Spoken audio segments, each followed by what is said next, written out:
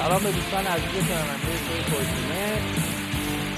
سال جدید میلادی رو تبریک میگم خدمتتون و سال 2014 شد و اولین برنامه فورتونه رو داریم پخش میکنیم از تلویزیون اصل امروز و از رادیوی سرتاسری فورتونه و یه خودم ما دیر رسیدیم، خوردیم به ترافیک طبق معمول و الان در خدمتتون هستیم. یه خود من گیجم، یه خود کنترل عصبیمو به دست بیارم. خلاصه امروز برنامه مفصلی رو براتون در نظر گرفتم که البته من خودم قبلا این برنامه تمرین کردم. 2-3 بار شوی 2 ساعتی ما داشتیم در تلویزیون آفادانا اینترنشنال، در تلویزیون مردم، در تلویزیون ITN، در تلویزیون هر تلویزیونی که بودیم دیگه. خلاصه دوستان لیستشون فراوونه، تلویزیونایی که معبد داشتن و فورتونه رو ایر گذاشتن. اون موزیک رو لطفاً کاتش کنید، ممنون میشم. بعد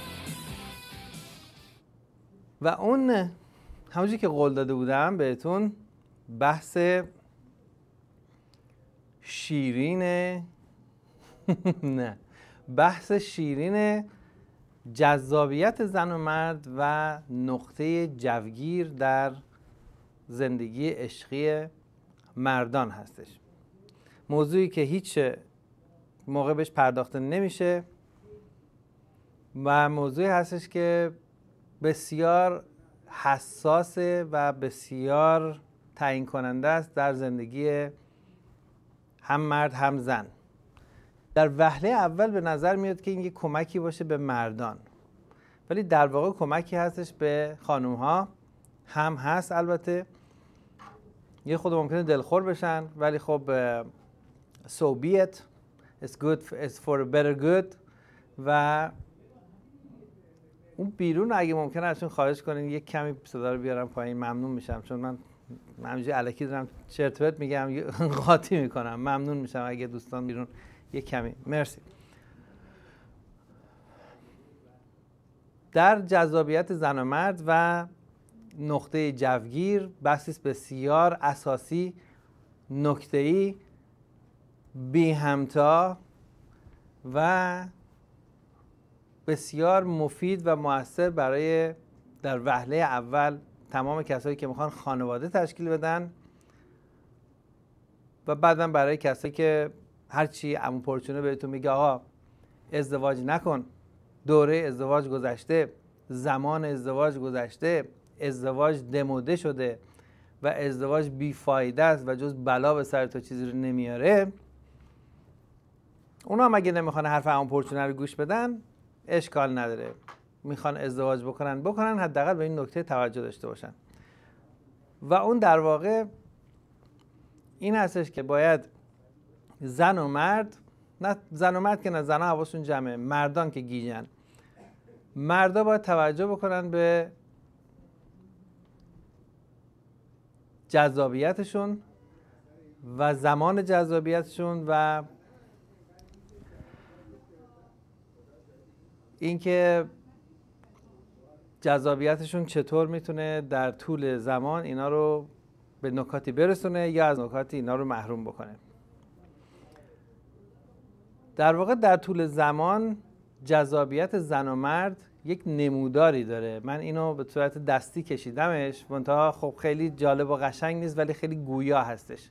ما با این شروع میکنیم که ببینیم که جذابیت زن و مرد در زمان چطوری هستش و این نموداری که میبینین در طول محور زمان، یعنی از موقعی که به نظر میاد و جوون هستش یه شخصی تا چندین سال آینده، و محور عمودی، کسایی که با نمودار آشنایی دارن میدونن که محورهای اون عمودی و افقی با هم دیگه میتونن یک نموداری داشته باشن که این هر نقطه از این نمودار نشون میده که شخص در این لحظه چه مقداری از مختصات افقی رو داره و چه مقداری از مختصات عمودی رو. یعنی در طول زمان همچون که میگذره جذابیت زن و مرد چطوری حرکت میکنه. البته من یه چیز رو یادم رفت بنویسم، این خطی که از پایین شروع میشه و میاد به بالا، یعنی این خط، این جذابیت مرده.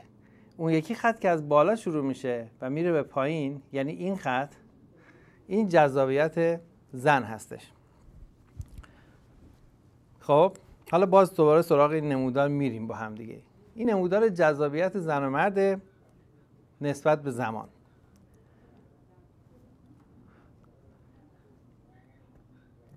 اون خط عمودی نقطه چینی هم که داشتیم میدیدین، موقعی هستش که اینا به حساب میخوان بیان و اینا در مارکت قرار میگیرن، چه زن و چه مرد.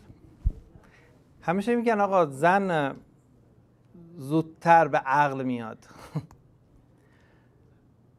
حالا این در واقع معنیش اینه که زن زودتر به چشم میاد. مردم هم خب عقلشون چشمشونه دیگه. زن زودتر به چشم میاد.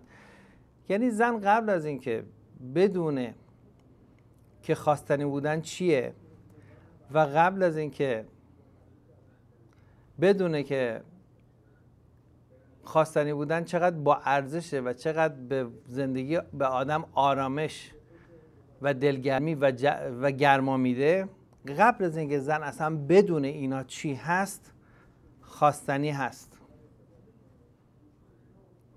و بدونه که و به خاطر همین یک هدیه خواستنی بودن و طبیعت یا خدا یا هر چی که شما میپرستین و به عنوان خالق جهان میدونین،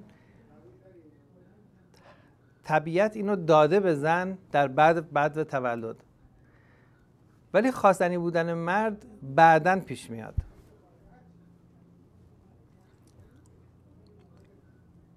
یک لحظه کوچیک میشه آنتراک بدین به من؟ یک لحظه کوچیک اگه ممکنه یا آنتراک کوچیک به من بدین. ازتون خواهش کنم یه لحظه کپشن یا یه موزیکی پخش کنین. یه لحظه من احتیاج به یک آنتراکت کوچیک دارم. ممنون میشم. یه لحظه لطفاً یه موزیک پخش کنین، ممنون میشم. یه لحظه.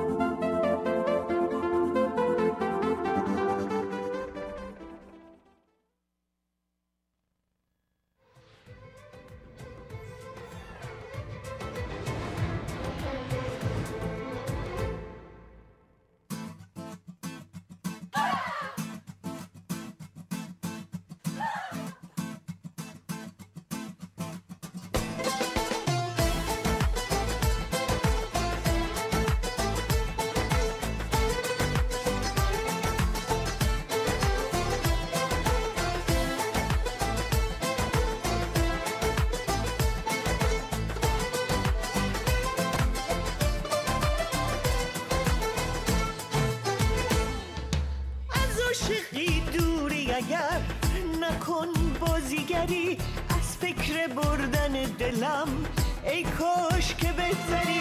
تازه رسیدم به این آرامشی که دارم، برپا نکن در دل من آشوب دیگری.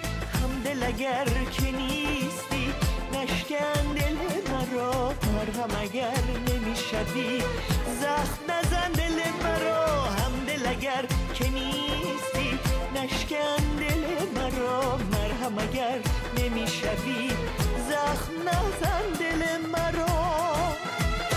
نمیدونی تو که حال منو نمیدونی، نمیمونی عاشق میشی اما نمیمونی.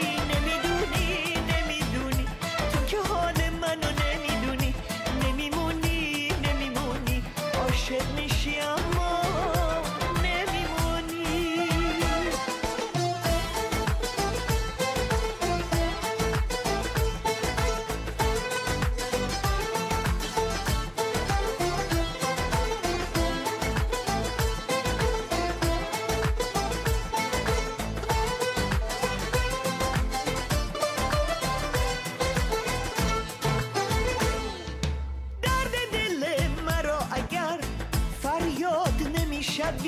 راه نجات من از این بیداد نمیشوی. عاشق شدم تنها فقط دل باختن که نیست، با شیرین شیرین گفتنت فرهاد نمیشوی. همدل اگر که نیستی نشکن دل مرا، مرهم اگر نمیشوی زخم نزن دل مرا. همدل اگر که نیستی نشکن دل مرا، مرهم اگر نمیشوی زخم نزن دل مرا. نمیدونی نمیدونی تو که حال منو نمیدونی، نمیمونی نمیمونی عاشق میشی اما نمیمونی. نمیدونی نمیدونی تو که حال منو نمیدونی، نمیمونی نمیمونی عاشق میشی اما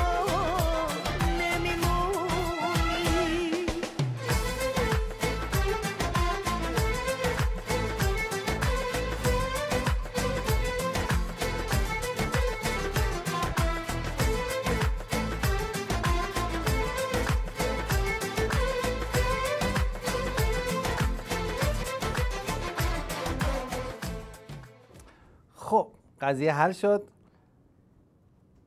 تا چند ثانیه فعلا اعصابمون راحته و میخوایم داستان جذابیت زن و مرد و نقطه جوگیر. Where do I begin؟ واقعا آدم نمیدونه از کجا شروع کنه.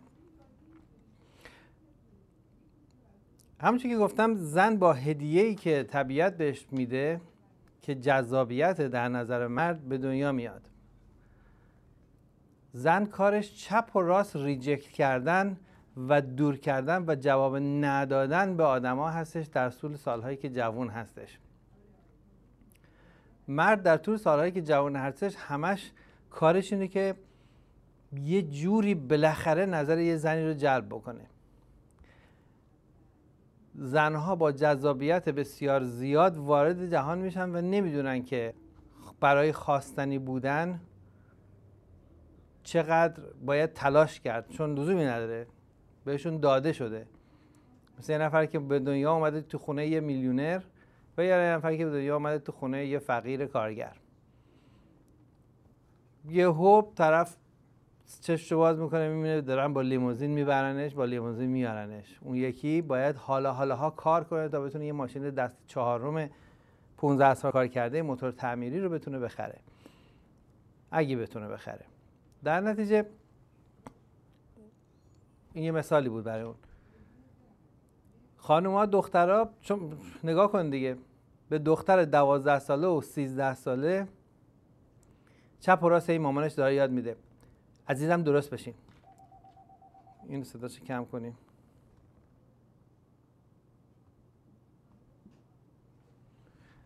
عزیزم درست بشین، پات جمع کن، دامن کوتاه نپوش، دختر چهار زانو نمیشینه، دختر میشینه زانوشو میبنده، زانوتو ببند، اینجوری بشین، اونجوری بشین، اینجوری خم نشو، اینجوری نخور، اونجوری آدامس نخور. تمام چیزایی هستش که شما در 12 سالگی 13 سالگی دارید به دخترها یاد میدین. چرا؟ چون میدونید دختر تو چشمه، تو نظره. یه دختر 13 ساله اگه دامن کوتاه بپوشه و کج بشینه یا بد بشینه همه مردا نگاه میکنن. حالا بعضیا نگاه میکنن شما میفهمید داره نگاه میکنه، بعضیا زرنگن یه جوری نگاه میکنن شما نمیفهمید داره نگاه میکنه، ولی نگاه میکنه. چرا؟ به خاطر اینکه اون طبق طبیعت خواستنیه. حالا طبق قانون ممکنه خواستنی بودنش جرم باشه اگه شما اکت بکنی، عمل بکنی به قضیه، ولی طبق طبیعت اگه خواستنی نبود نگاهش نمی‌کردن. میگه چون اناری ترکی برمی داشت دست فواره خواهش میشد. خب دختر از 13 و 12 و 14 و اینا بستگی به این قضیه که مثلا چه جوری باشه ظاهرش دیگه یواش یواش خواستنی. دختر 18 ساله باید سالها با فیک آیدی بره کلاب تا بشه 18 سالش، یا اگر 21 سال باشه جای قانون باید سالهای مدیدی با فیک آیدی بره کلاب و دوست پسر داشته باشه، روابطش مخفی باشه تا بگن خب دیگه رو ببین دیگه تا 21 سالت شد نه ناراحت بشی. ولی هیچ کس به پسر 15 ساله نمیگه یقه پیرنتو ببند عزیزم، یقه پیرنتو ببند زنا دارن نگاه میکنن. کسی به پسر 15 ساله نگاه نمیکنه، کسی به پسر 16 ساله 17 ساله نگاه نمیکنه. چه با شورت را بره، چه با شلوار را بره، چه یقه پیراهنش باز باشه، چه پیراهن تنش نباشه که نگاهش نمیکنه. به خاطر که جذابیت اون در نظر زن بدنش نیست. حالا ممکنه در بعضی شرایط به مدت کوتاهی یک مرد خوش هیکل زیبا و عضلانی و جذابی مثل من تحت نظر خانم‌ها باشه، ولی عموما اصلا عموم که هیچ، این جزء استثناءاته. به طور کلی زنه که به این ترتیب در نظر مرد قرار میگیره.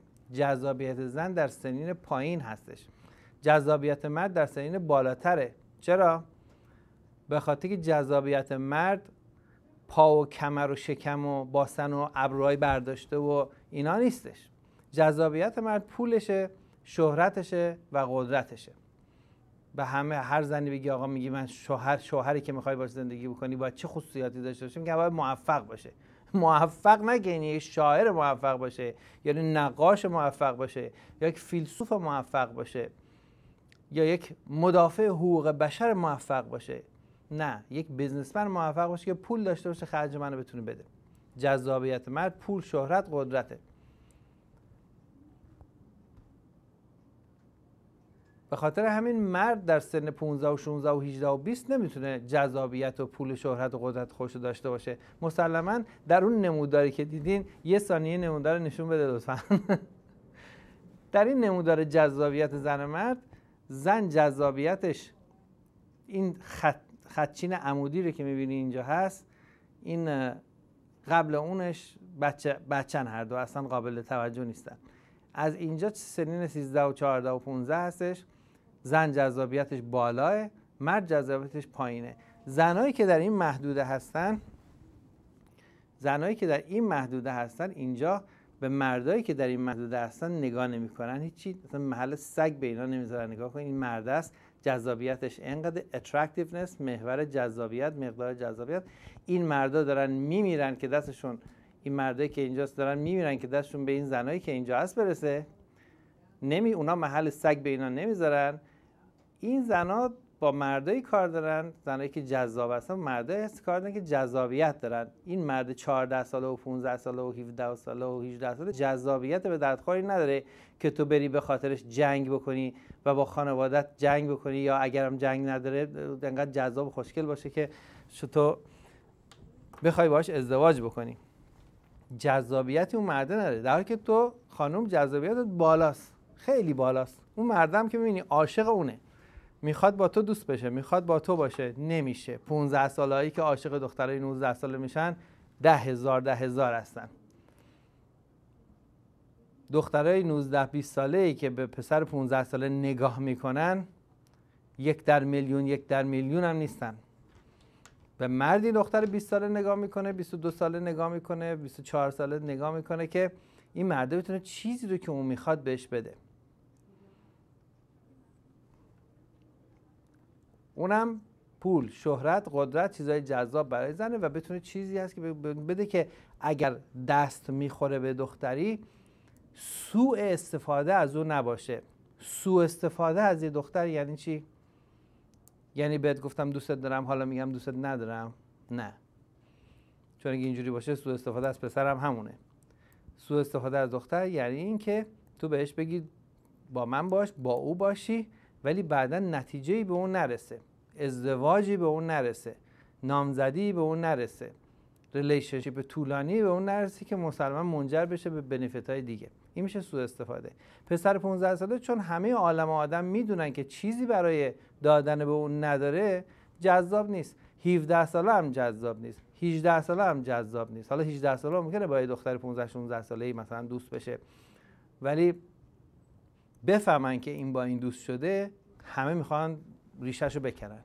و اگه ببینن یه دختر 24 ساله 25 ساله با یه مرد 32 ساله مهندس پولدار موفق دوست شده، هیچ کی به این کاری نداره، هیچ کسی به این کاری نداره. خیلی هم به عنوان یه رابطه موفق. حالا اگه اون مردی مدتی با اون دختر باشه و بره و بذاره بره نخواد، اون وقت اون مرد از اون دختر سوء استفاده کرده. علاوه بر این که در مسائل جنسی باید حتما پایا و جوابگو با قامت و استقامت خوب باشه که به جای خود خرجایی که کرده، تولدایی که برده، مهمونیایی که برده، این همه سوء استفاده محسوب میشه چون به اون آخره رسیده نشد. چرا؟ چون جذابیت مرد اونجا هستش. اگر که دقت بکنیم مردایی که در سن 17 و 18 19 و 20 هستن همش دارن زور میزنن دستشون برسه به یه دختر جذابی. دخترای جذابی که 23 24 25 سالشون هست زوری نمیزنن که بخواد دستشون حتما برسه به یه پسر 18 ساله. چرا؟ بخاطر که پسر 18 ساله چیزی رو برای ارائه به اون نداره. اون جذابیتی که مرد میتونه پیدا کنه در سنین بالاتر هستش که مرد تحصیلش رو میکنه، دانشگاهشو میره یا نه دانشگاه نمیره، بیزینس میکنه یا بیزینس نمیکنه، دزدی میکنه، قاچاق میکنه، این کار میکنه، اون کار میکنه، مواد مخدر میفروشه، هر کاری که میکنه پول به دست میاره. اون وقت جذاب میشه. اون وقتی میره دم یک کلاب یه ماشین 150,000 دلاری 100,000 دلاری رو میذاره کج رو بره در کلاب میندازه ماشینه رو اونجا، اینجوری میره طرف کلاب. خب اون جذابه. اون موقع هستش که دخترها سر کول این باید برن بالا و میرن بالا، منتظر نیستن که پرچونه با این قیافش بهشون یاد بده و اونا میکنن این کارو. چرا؟ چون جذاب شده. حالا مثل یه گشنه، مثل یه تشنه‌ای که تو بیابون دنبال غذا هست و آب هست، مردی که مثل یه تشنه‌ای که میرسه به برکه، هر چقدر آبش کثیف باشه، هر چقدر آبش تصفیه شده نباشه، یا میرسه به یه هندونه گندیده‌ای که مثلا نصفش ممکنه یه حیوان دیگه خورده باشه. in the case of booty call relationships وقتی 24 ساله میرسه به یه 35 ساله مطلقه با 2 بچه که فقط وقت داره هفته یه بار برای این 2 ساعت و این خوشحاله که با اون آشنا شده چون خانم غذا هم براش درست میکنه.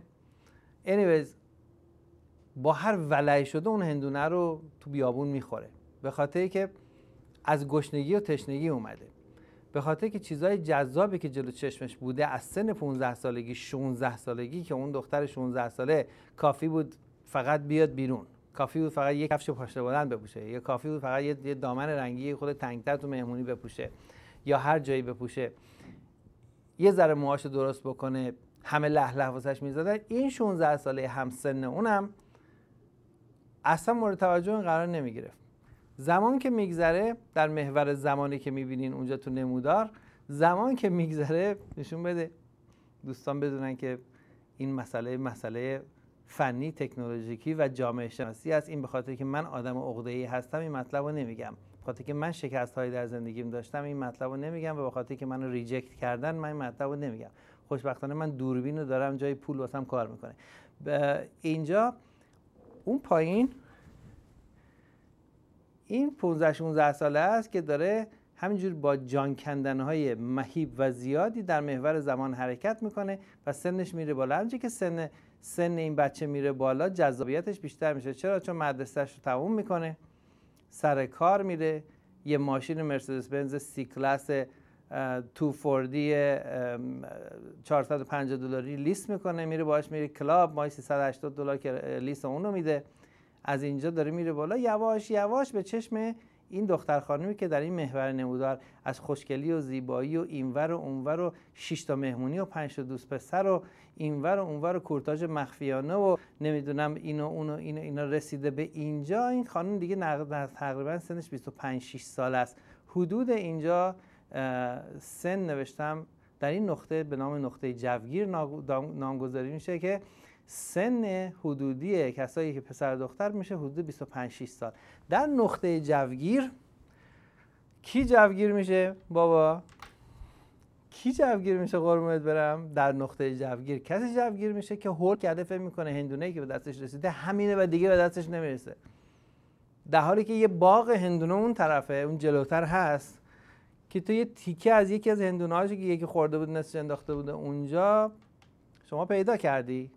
درسته تشنت، درسته گشنته، میفهمم چقدر زجر کشیدی تا برسی، ولی باغ هندونه جلوتره، خودت خفه نکن. خب در اینجا جوگیر میشه پسر و فکر میکنه که چون دخترایی که همیشه دنبالش بوده، همون دختر بچه محلشون که از 16 سالگی 17 سالگی به این پیف پوف کرده، 18 سالگی 19 سالگی با این پسر اومده، با اون یکی رفته، با این یکی کلاب رفته، با اون نامزد کرده، از اون حامله شده، با این قهر کرده، با اون دعوا کرده، به این نگاه نکرده، با 6 نفر رفته مهمونی اینو نبرده. هم یواش یواش میبینی دختره داره لبخند میزنه، همون دختره داره به این لبخند میزنه. قضیه چیه؟ فکر میکنه که علی آبادم شهریه. اتفاقا علی آباد شهری که هست که هیچی، داره یواش یواش تبدیل به یک مراکز استان که هیچی، به یک شهر میجر میشه، در تبدیل به پایتخت میشه علی آباد. منتها خود آقای علی آباد حالیش نیست. در این نقطه فکر میکنه که دنیا زنا و دخترها رو داره به این میرسونه و به این رسیده. در اینجاست که اولین دختری که به این لبخند میزنه و حاضر با این بیاد و حاضر با این طول بده روابط و دیگه واسه این دل میسوزونه، همون دختری که محلش نمیذاشت، الان این شده 25 سالش، اون هم شده 25 سالش، سالها عقده اینو داشت که چرا این دختر همسایه‌م من محل نمیذاره، حالا یواش یواش میذاره.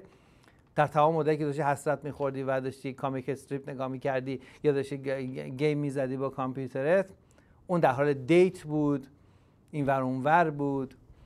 تو موقعی که داشتی تو فیسبوک میگشتی، اون سر 80 تا عکس تو فیسبوک گذاشته بود، اینجوری و اونجوری و با دامن و با پیرن و با مایه و کج و قابیده و وایستاده و اینجوری چشمش از جلو گرفته بود و از این حرفا گذاشته بود اینجا و در حال جمع کردن انرژی و اتنشن از همه بود و تو داشتی نگاه میکردی، هی کلیک می‌کردی، هی از حسرت می‌خوردی، هی فرند ریکوست می‌فرستادی، ولی میرفتی تو لیست جاست فرند. ما با هم دوستیم، ما با هم همسایه، من اصلا به تو اونجوری نگاه نمی‌کنم ها. ولی یواش یواش الان به تو یواش یواش اونجوری نگاه میکنه. چرا؟ به خاطر اینکه با گذشت زمان جذابیت شما بالا میره و چیز خاصی اتفاق نیفتاده که شما به طور مخصوص مورد توجه این دختر قرار گرفته باشی، بلکه شما به طور کلی داری یواش یواش مورد توجه همه دخترها قرار میگیری، چون جذابیت تو در سن 25 ساله و 26 سالگی آغاز رشدشه. چرا؟ مرد رو دخترها به خاطر که دماغش کیوته نمیان سراغش، یا به خاطر که چاق یا لاغره نمیان سراغش، یا به خاطر اینکه پاهاش قشنگه نمیان سراغش. اینا چیزایی هستش که دخترها میارن تو ریلیشنشیپ. حالا ریلیشنشیپ که is too big of a word، ولی توی دنیای دیتینگ. خب چیزایی که دخترها برای ارائه در دنیای دیتینگ دارن با گذشت زمان دیترییت میکنه، میاد پایین، ضعیف میشه، پژمرده میشه، کم ارزش میشه. همون بدن زیبا و جذاب و صورت جذاب و همه چیزای قشنگی که دختری داشت در سن 26 و 27 دیگه یواش یواش داره میره که تعطیل بشه. جراحی ها رو میبینی شما در چه سن اتفاق میفته؟ جراحی سینه، جراحی باسن، لایپوساکشن، 4 عمل اصلی، ضرب تقسیم جمع تفریق، بوتاکس، این اون اینا همه در سنین بین 27 تا 34-35 که میخواد هنوز زیبایی رو نگه داره و چیز قابل فهمیه.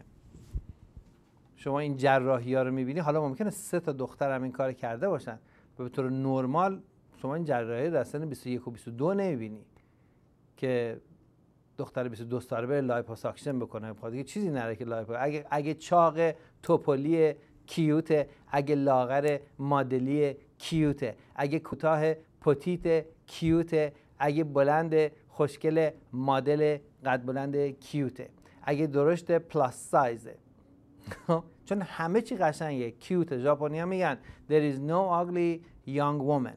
ژاپنی‌ها میگن، من نگفتم که من به خاطر که آدم عقده‌ای هستم و گذشته کثیفی دارم و شکست‌های سنگینی خوردم و زخم‌ها و جراحت‌های غیر قابل ترمیمی دارم، از روی عقده‌های خودم این نمیگم. اینا همه آمار، آثار و ظواهر واضح اجتماعی هستش.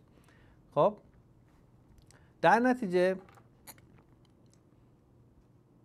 دختره جذابیت کم میشه، مرد جذابیت همونجوری که تو نمودار دیدی زیاد میشه. مرد جذابش میره بالا، دختر جذابش داره میاد پایین. اینا در یه نقطه‌ای به هم تلاقی میکنن. اونجاست که راحت میشه به دست آوردن دختر برای مرد راحت میشه. ولی چون در عنفوان و اوایل این قضیه هستش، مرد هول ولش میداره، جوگیر میشه، دختر اولی که گفت I love you من تکلیفمو معلوم کن، اونجاست که دخترها همه میگن تکلیف منو معلوم کن. چرا؟ چون از این پایین‌تر رفتن doesn't cut it. اگه از این پایین‌تر بره دیگه دسترسیش به همون جوری که موقعی که قسمت اول نمودار یه بار دیگه نشون بده اینو من کشیدم و دوستان در تلویزیون من گفتن این تصویر خوبی نیست و اینا، ولی گفتم خب حالا دیگه وقت نبود من خوبشو بکشم.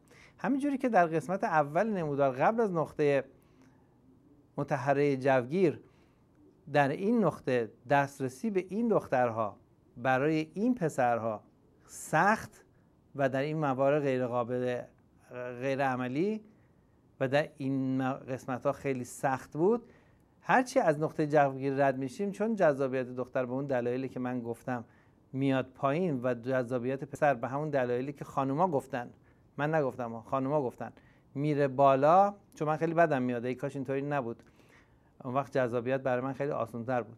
ولی خب به این دلیل که خانوما گفتن جذابیت مرد میره بالا و جذابیت زن به این دلیل که طبیعت گفته میاد پایین و خودشون هم میدونن، هر چی که از این نقطه جوگیر شما به این سمت در محور زمان حرکت میکنی، فاصله این دو خط اصلا بیشتر، یعنی دستیابی به پسران جذاب برای دخترانی که سنشون میره بالاتر کمتر، سخت‌تر و غیر قابل انجامتر.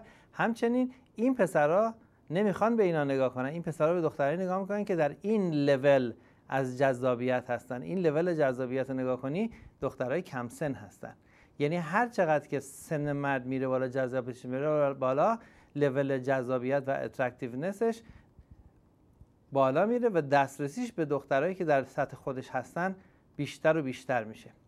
در این سن هم به تبع همین قانونی که من دارم میگم، در این سن پسرها دسترسیشون به دخترای جذاب خیلی کمه، ولی پسرها در این سن دسترسیشون به دخترای غیر جذاب خیلی راحته. در این سن پسر 23 ساله و 24 ساله راحتی بودیکال با سینگل مادر 37 ساله با 2 کودک که وقتم نداره، اینجا پسر جذابم گیرش نمیاد، اینجا شما راحت میدونی که پیدا میشه و اینو شما در کلاب ها میبینید. بنده اینو تعیین نکردم دوباره. خب اینا همش جای بحث داره و اینا همش از روی نمودار به هم دیگه، نمودار جای بحث داره. اگر دوستان عزیز ضمناً از یه نیم ساعت دیگه تقریبا یا 20 دقیقه دیگه تقریبا تلفن ها رو هم در خدمتتون هستیم، تلفن ها باز هست ولی لطف کنید تماس نگیرید که بنده بذار روزه بخونم بعد شما گریه کنید به حال زار من. اینا همه جای بحث داره. تمام اون چیزایی که پرچونه در قسمت‌های مختلف شما گفته و شما خیلی به خانم‌ها واقعا بد هستینا. من به خانم‌ها بد نیستم. این حرفا باعث میشه که کمک بشه به اینکه هر کسی هر کاری رو بکنه. ازدواجایی که مرد 25 ساله در این نقطه جوگیر میشه، فکر میکنه که دیگه همه چی به دستش رسیده، غافل از اینکه تو داری به سمت بالا میری، اون داره به سمت پایین میاد. تو 3 سال دیگه با این دختر نمیخوای بری بیرون، چون 22 ساله. اگه تو 25 سالته، 24 5 ساله‌ها واسط فراوونن. 29 سال 30 سالت بشه برو عقب‌تر، 23 ساله‌ها واسط فراوونن. 35 سالت بشه چون وضع پولیت خوبتر میشه، 22 ساله‌ها واسط حاضرن. 35 سالت که وقتی شد 45 سالت، اگه وضع زندگیت خوب باشه و بیزنست خوب باشه، اگر خوبم نباشه، هر مردی وقتی که به طور نرمال، به طور معمول، هر مردی حتی اگه بی پول هم باشه در سن 45 سالگی وضع پولیش از 15 سالگیش بهتره.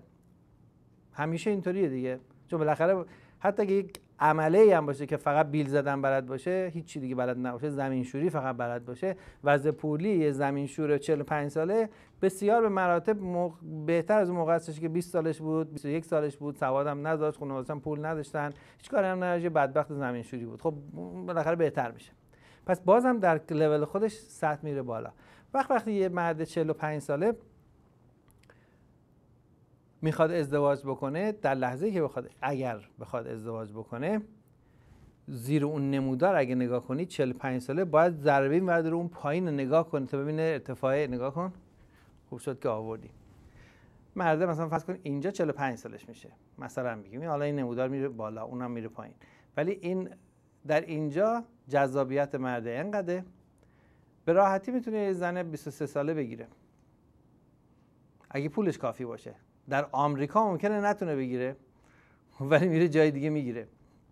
چون برای چی هست که دختر از ایران بلند میشه میاد آمریکا؟ گرین کارت بهش میدن دیگه، پس یه چیزی داره. خب این زن 43 ساله این پایینه، احتمالاً طلاق دوم یا سومش هم گرفته، کودکان هم همه در مرز 12 و 13 سال سنشونه. این 45 ساله حالا یا شوهر سابق همین بوده که اینجا پرچونه گفته جوگیر نشو، در نقطه جوگیر ازدواج نکن، ازدواج کردی اینجا یه بچه، اینجا 2 بچه، اینجا هم طلاق گرفتی رفتی بالا. الان شما که میری تو وبسایت دیتینگ، شما که میری تو کلاب، شما که میری مکزیک، دنبال خانم 45 ساله نمیگردی که. با کمال احترام به خانم‌های 45 ساله، ما داریم راجع به دنیای دیتینگ صحبت می‌کنیم، ما راجع به دنیای موفقیت یا دنیای علم، صنعت، فرهنگ، پلیس اینا صحبت نمی‌کنیم. جراحان مغز که خانم هستن، جراحان قلبی که خانم هستن، دکترانی که خانم هستن، ما راجع به اونا صحبت نمی‌کنیم. محققین، پژوهشگران، برندگان جایزه نوبل، مادران خوب، اصلا ما راجع به اونا صحبت نمی‌کنیم. ما داریم راجع به جذابیتشون در نظر مرد صحبت می‌کنیم. چیزی که زن داره در گذشته زمان در بازی جذابیتش برای مرد با مرور زمان از بین میره و این یه هدیه قشنگیه که در سنین جوانی، موقعی شما دلت کوچیکه، آرزوهات بزرگه، صبر کمه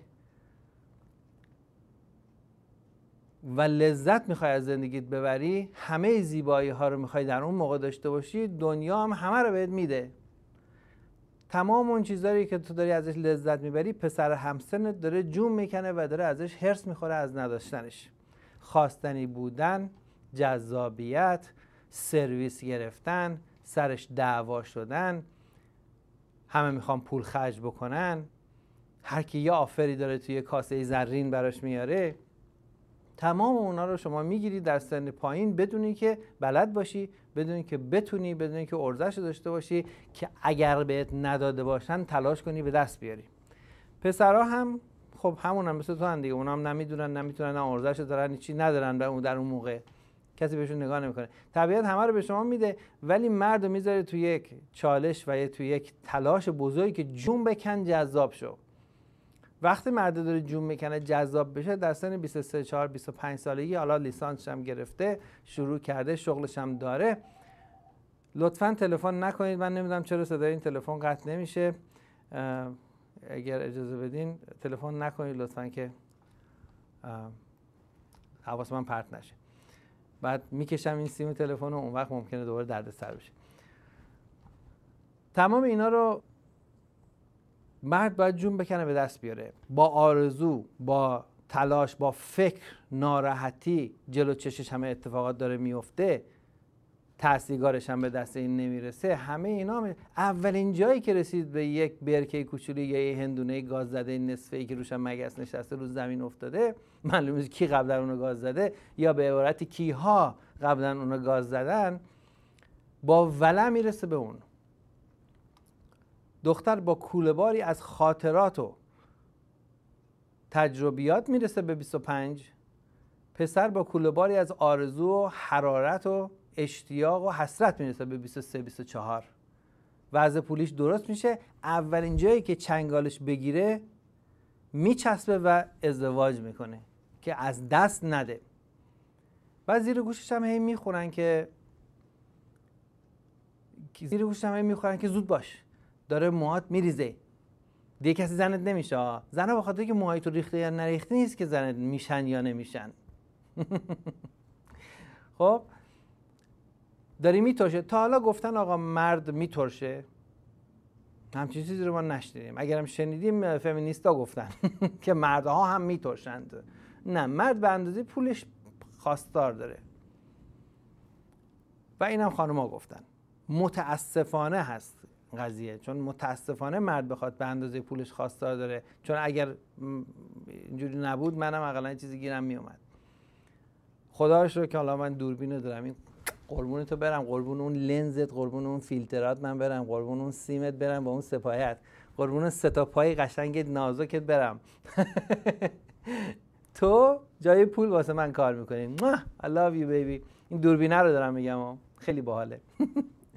دوربین یعنی شهرت، یه چیزی معادل پول کار میکنه. من برای خودم نمیگم و موضوع بعدی که سن مناسب ازدواج و یا ریلیشنشیپ هست هم اونم به خاطر خودم نمیگم، چون من به خاطر دوربین وضعم از بقیه متفاوته، نه به خاطر که من جذابم یا پول دارم، به خاطر که دوربین هست اینجا. دوربین هم شهرت میده، شهرت هم جذابیت در نظر خانم. مرده که میرسه در این نقطه فوری حاضره که چیزی که به دستش رسیده از دست نده، غافل از این که در سالهای بعدی جذابیت اون میره بالاتر، چون پول، شهرت، قدرت جذابیتشه و در سن 35 سالگی موقعی که میری رو وبسایت های دیتینگ یا موقعی که تو کلاب دنباله دختری میگردی، شما دموگرافیکی که روش زوم میکنی و میخوای پیدا بکنی یه خانم 35 ساله بسیار موفق، وکیل، دکتر، جراح، فضانورد، خلبان، هنرمند، دنسر، به هیچ وجه تو محدوده هر چی که میخواد باشه با کمال احترام بهشون و ارزش ها و شغل ها و مناصبی رو که در اجتماع پیدا میکنند با کمال احترام به همه این خانم ها و مناصبشون، شما چشم دنبال اونا نمیگرده، تو 35 دنبال 22 میگردی و میتونی به دست بیاری، به خاطر که ماشینشو داری، خونهشو داری، شغلشو داری، خرج میتونی بکنی، گردنبند میتونی بخری، لباس میتونی بخری، کردیت کارتشو میتونی پیاف بکنی، مشکلاتشو میتونی حل بکنی، در نتیجه اون به تو میرسه. تو اومدی رو اون نمودار بالا، 35 ساله اون پایینه، سمت چپ نمودار که نگاه میکنی میبینی که اونجا 23-4 ساله و 22 ساله ها هستن که خیلی جذابن و نگاه کنی وقتی میری اونو پیکاپ کنی دم خونهشون، شما 35 ساله با یه ماشین شیک میری یه دختر 22 ساله رو از در خونهشون پیکاپ کنی، از هر جا که پیکاپ میکنی اون کنار یه پسر 17 ساله وایساده داره مثل سگ بولداگ بهت نگاه میکنه، منتظر خرخرت رو بجوه. اون خودشو کشته، فیسبوکشو زده، ولنتاینشو آیادش بوده، اومدن و رفتن رو بوده، حواسش هم بوده این دختر چیکار داره میکنه، ولی هیچ چیز گیرش نمیاد. خب اگه یاد باشه خودت هم 17 سالت بود، همونجوری یارو میومد دختر رو برمی داشت میرفت، همون دختره الان یه کودک زیبا داره، سنش 28-35 سالشه و شما نمیخوای بری با اون بیرون، کودک زیبا هم نداشت نمیخواستی باش بری بیرون. خب پس شما از این نقطه رد شدی، از نقطه جوگیر رد شدی. شما نگاه کنی بیشتر ازدواجایی که به طلاق میرسه برای کسایی هستش که در دوران امروز نه زمان قدیم. زمان قدیم نقطه جوگیر اونقدری معنی نداشت که مثل امروز هستش. همه اینا بود که میگفتیم ما، ولی قضیه دراستیک و ناراحت کننده و یا مخربی پشت سرش نبود، به خاطر که قدرتک بیشتر میشه، یارو فوقش میرفت یه زن دیگه میگرفت، زنه میموند، ازدواجه میموند، طلاق گرفته رو با چاقو میزدن، نمیدونم این حرفا بود، این حرفا نیست الان. خب و نقطه جوگیر الانه که معنی داره. یعنی چی؟ یعنی شما جوگیر نشو، این جوی که به وجود اومده تازه به وجود اومده، بعدش داستان عوض میشه. و بعد میبینید 25 ساله که ازدواج میکنه، آقای 35 ساله و 38 ساله با اتومبیل خوب و یک کودک چه میدونم 10 ساله با خانم 38 ساله خودش اگه ازدواج کردن در نقطه جوگیر، الان به راحتی چشگوش دنبال دخترای دیگه هستش و دخترای دیگه هم به دستش میرسن. دخترام که برای درآوردن چشم اون خانم هیچ چیز ابا ندارن، باهاش هم دوست میشن. میگه اگه با زنش مشکل داره به من چه مربوطه، دوست پسر منه واسم طلا میخره، تموم دست والای. یه چیز دیگه هم در نظر بگیرید. خب بعد اون وقت این بالاخره وقتی گندش در میاد چی میشه؟ میخوره به طلاق. روزا هم که طلاقی که بگیری کسی کارت نداره، نه کسی با چاقو میزنه، نه ممنوع ورودت به مجلس عقد کسی ممنوعت میکنه. همه میگن I don't need a man. فمینیستان که پشتت وایستادن اینجوری مثل بتون آرمه. پولم که اگه نداشته باشی دولت بهت میده، نانآورم نمیخوای. مردم خیانت کرده، شما فکر میکنی خب این همه مردان جوان هستن دارن من نگاه میکنن، خب اینا میتونن شوهران من باشن و حالا نخواستی هم نخواستی نداره، مشکلی نیست، پس طلاق میگیره. خب یکی از چیزایی که به اینجا میرسه اینه که شما نمیدونید در نقطه‌ای که شما به هم رسیدین این نقطه طلاقی شما و نقطه همسانی و همگونی و هم کلاس، زن و مرد باید با هم دیگه هم کلاس و هم سطح باشند تا بتونن با هم ازدواج کنن. بله به مدت 1 سال این دو نفر با هم دیگه هم کلاس و هم سطحن، کلاس و سطح مرد میره بالا و زن میاد پایین. چرا؟ چون خودتون میگی جذابیت زن به ظاهرشه و جذابیت مرد به پولشه. اگه غیر از این بود که امثال من خوشحال بودن، با پول نداشتن هم میتونستم جذاب باشم، با موزیسی هم بودم میتونستم جذاب باشم، حالا قیافم اینجوریه دیگه خدا اینجوری کرده ببخشید، ولی بالاخره چیزای خوب دیگه هم میتونستم داشته باشم، با هنرم، با موزیکم، با تحصیلاتم، چه میدونم با هزار کار میتونم جذاب باشم، نمیتونم باشم. چرا؟ خودتون بهتر میدونید. خب در نتیجه اینا اصلا جدا میشن. کسایی میتونن با هم دیگه زندگی خوبی داشته باشن که قانون علت و معلول باقی بمونه. یعنی چیزی رو که من میخوام تو داری به من بدی، چیزی رو که تو میخوای من دارم به تو بدم و ما در این سطح با هم دیگه باقی میمونیم. یعنی 10 سال دیگه هم چیزی که من میخوام تویی، چیزی رو که تو میخوای منم. درسته 10 سال دیگه چیزی رو که تو میخوای منم، یعنی پولم هست، ولی چیزی که من میخوام دیگه 10 سال دیگه تو نیستی. علت این یارو میره دوست دختر جوان، اگه پول داره دوست دختر جوان، اگه پول نداره میره مکزیک روغن ماشینشو عوض میکنه. نفر میگه من میرم مکزیک روغن ماشینم عوض میکنم، روغن ماشینشو میره مکزیک عوض میکنه، باید تا تی جی بره و روغنش عوض بکنه. علت چیه؟ علت اینه که پولش رسیده، آمادگی و شرایط باز برای لذت بردن از اون چیزی که به دستش میرسه رو نداره، مجبور زیرا بره خلاف بره، زن مچشو میگیره، خونه از وسط نصف میشه، بچه‌ها حالا هرچی میشن یا نمیشن، کسی هرگز برای بچه‌ها ارزش قائل نبوده و نیست. بچه‌ها همیشه ابزار رسیدن پدر مادرها به هدفشون بودن. بگذاریم حالا از اون. و باز من نبودم، من خودمو نمیگم، من اتفاقا پدر مادرم با همن هنوز، خدا همیشه سایه‌شون رو بالا سر من نگه داره. 50 سالم با هم دیگه زندگی کردن، هنوزم با هم دارن خوب زندگی میکنن، هیچ مسئله‌ای هم نیست. من نه بی پدری کشیدم، نه بی مادری کشیدم، نه بی خانوادگی کشیدم، نه خانوادگی شکست خورده‌ای داشتم که الان خیلی نظرتون روی ازدواج بده. شما به نظرم خانواده‌تون شکست خورده است. بله اگه شما روانی شناس خانوادگی باشین شاید، ولی اینطوری نیستش. خب من خودم نمیگم، بحث اجتماعی، این نمودار زیرش بهروز پاکشیر ننوشته شده، این نمودار اجتماعی هستش. خب به طور کلی دارم صحبت میکنیم.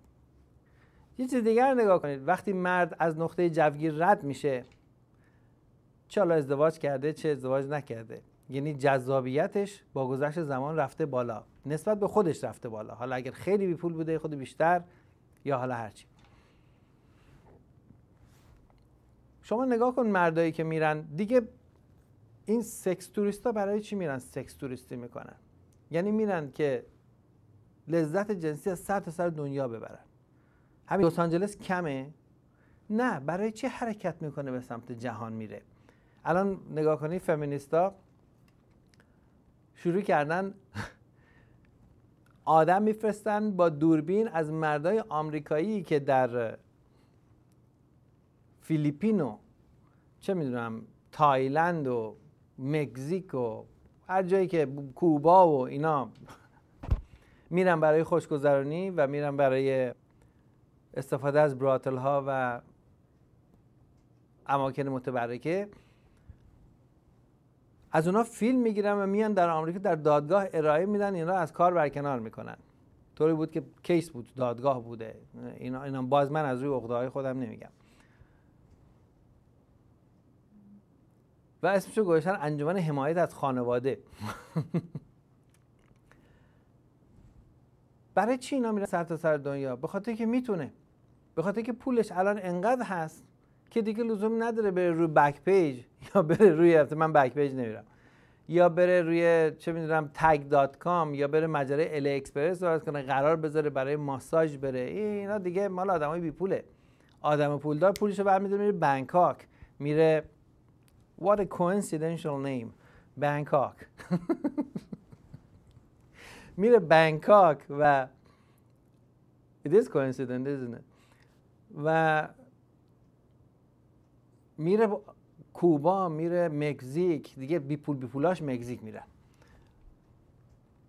چرا؟ به خاطر اینکه جذابیتش بالاست، جذابیتش پولشه، بالاست. شما دیدید خانم ها سفر کنن برن مکزیک یا بنکاک یا برن چه میدونم کوبا، به خاطری که اونجا مثلا فرض کن برن استریپ کلاب. شما دیدید این کارو؟ حالا ممکنه یه جایی میل استریپر کلاب باشه ولی نورمال نیست، فراوون نیست. به خاطر چی این کار نمیکنن؟ به خاطر که اون دنبال همچین چیزی اصلا نیستن. به خاطر که در اون سن خانوما دیگه دنبال این که بخوام برن سکشوالی اقناع بشن نیستن. اگرم بخوان هستش. پسرای 24 5 ساله 23 ساله‌ای که هنوز دستشون به کسی نرسه حاضرن بیان مثلا با اینا مدت کوتاهی روابط داشته باشن. چرا مرده میره؟ بخاطر که مرده چشمش دنبال اون میگرده. هر چقدرم که بیشتر پول داره جذابیتش میره بالا. دختران بیشتری در اختیارش هستن. حالا یا کوتاه مدته یا بلند مدته. خواهشم میکنم به من نگید که البته اگه دختری سراغ اون مردها میاد برای پولش میاد. خب بقیه هم همینطوره. دختری با مردی ازدواج کنه، مرد پول نداشته باشه ازدواج نمیکنه. به طور کلی داریم میگیم ما، نه به خاطر میگیم همه اینطوری ان. ممکنه دختر خاله من اینطوری نباشه یا دختر عمه شما اینطوری نباشه، ولی به طور کلی اینطوری هستش. وای مرد 55 ساله مگه میخواد عروسک بازی کنه میره دختر 24 ساله میگیره؟ بله که میخواد عروسک بازی کنه. اگه نمیخواد عروسک بازی کنه نمیگه که بگیره. حالا بگذاریم که مرد میخواد عروسک بازی کنه یا نمیخواد عروسک بازی کنه، دختر 25 ساله چرا باید زن مرد 50 ساله بشه؟ بخاطر که اون چیزی رو داره بهش میده که دیگران نمیتونن بهش بدن. میره باهاش ازدواج میکنه. قانون علت و معلوله، قانون عرضه و تقاضا هستش. خب پس پیامی که توی این برنامه هست برای کسایی هستش که در نقطه جوگیر، که این نقطه جوگیر نوشتم زیرش نگاه کنی age equal approximately to 25. این علامت تقریبا مساویه. دوستانی که ریاضیات خوندن میدونن. یعنی در این نقطه جوگیر اینجا سن تقریبا 25 23 میتونه باشه، 27 میتونه باشه و این تقریب give and take 3 4 5 سال همون پایداری ازدواج ناصحیح هم همینه. اگه دقت کنی پایداری ازدواج ناصحیحی که در نقطه جوگیر اتفاق میفته. ببخشید جناب دکتر، سن مناسب و اختلاف سن مناسب برای ازدواج چقدره؟ بین 4 تا 6 سال عزیزم، که بتونن حرف همدیگر رو درک بکنن.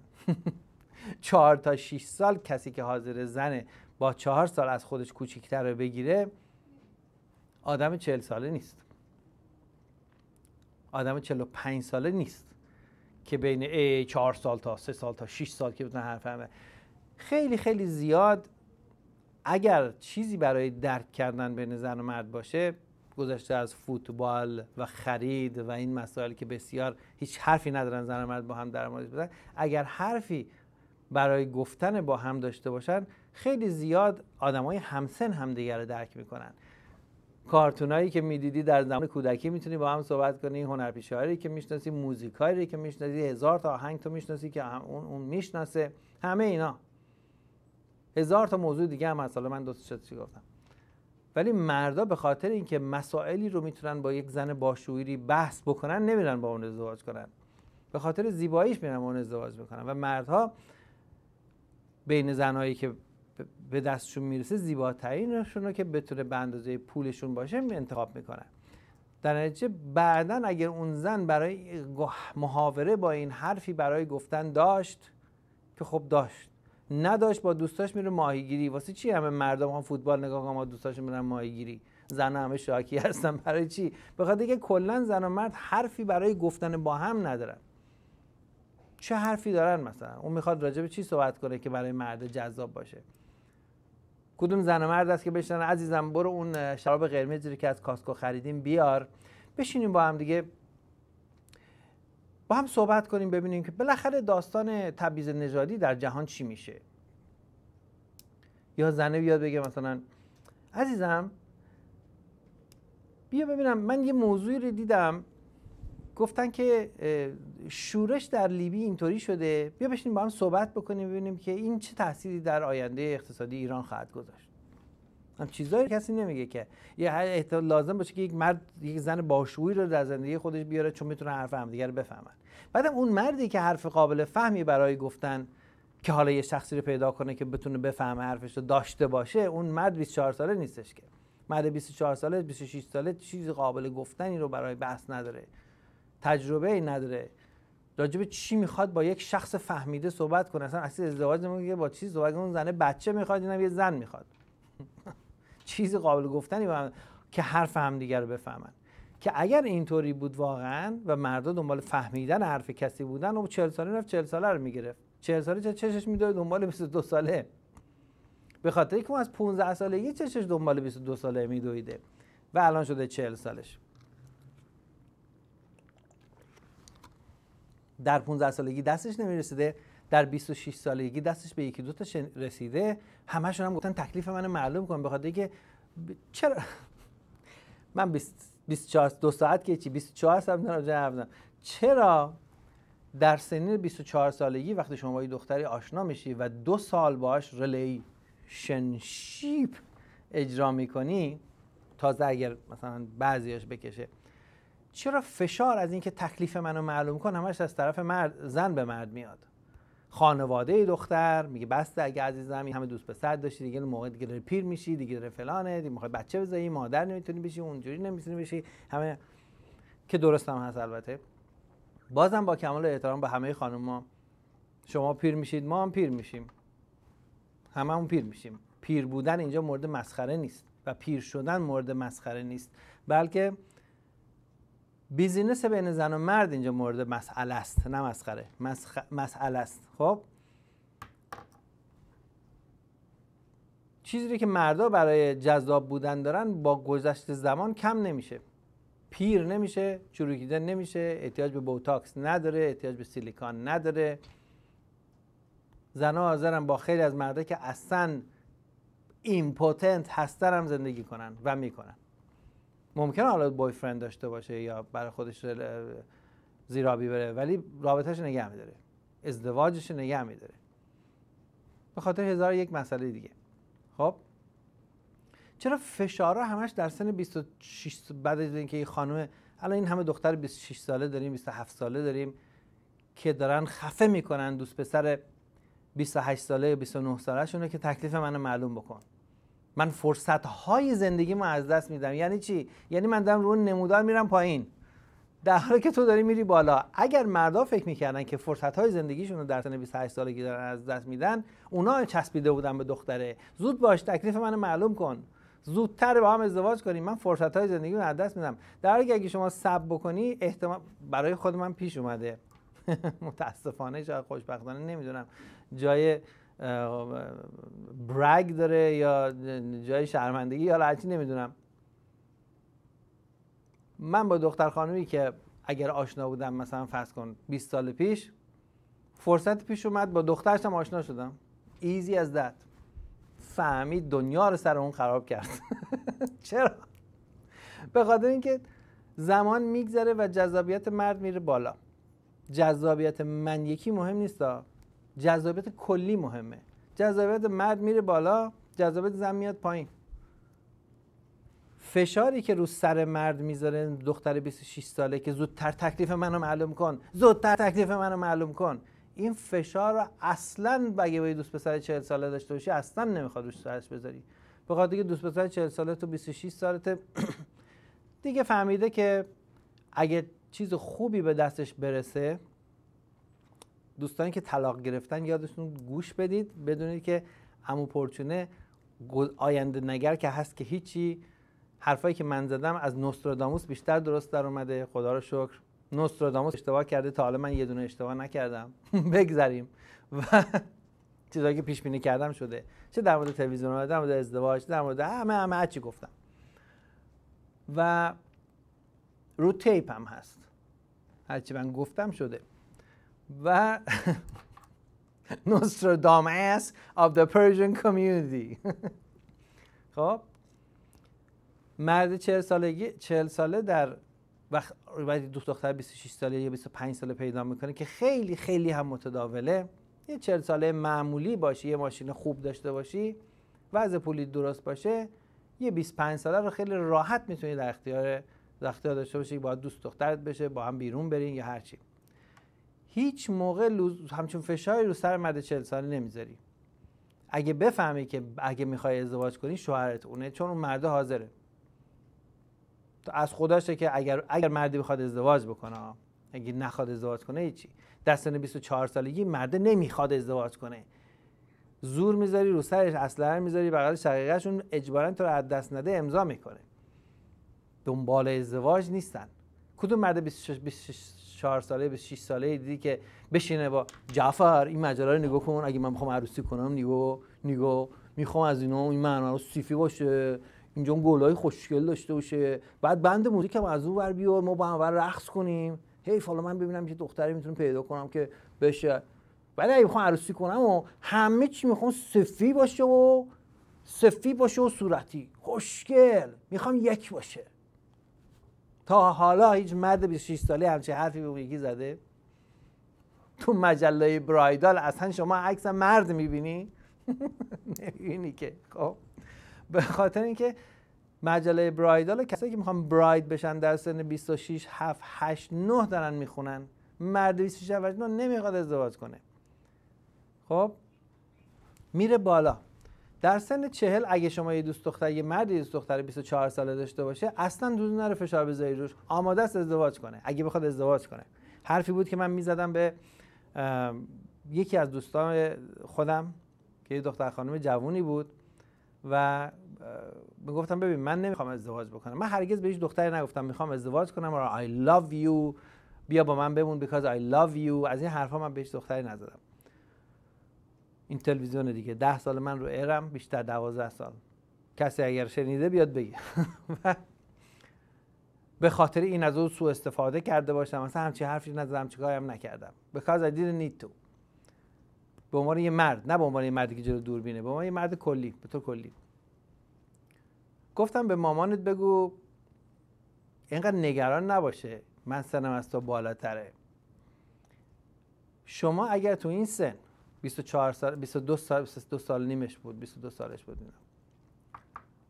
شما اگر در این سن بخوای دوست پسر تو کالج که میبینیم مردم دارن مثل خوکچه هندی و همستر و خرگوش دارن از سر کول همدیگه بالا میرن و چرا میکنن، میچرن، علف میخورن. خب if you know what I mean.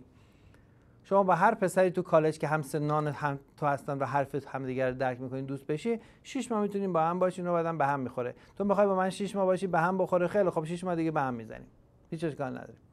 ولی اگه دنبال رابطه طولانی تر میگردی، یه آدمی که از تو 15 سال بزرگتره هستش که میتونه رابطتون جدی بشه و اگه بخواید یه روزی گوشاش انقدر زیبا و بلند بشه که بخواد ازدواج بکنه و بگیره کسی رو، با کسی زن بگیره در واقع، خب میاد تو رو میگیره که تو ازش 13 14 15 سال کوچیکتری، ترگل و ورگل خوشگل هستی.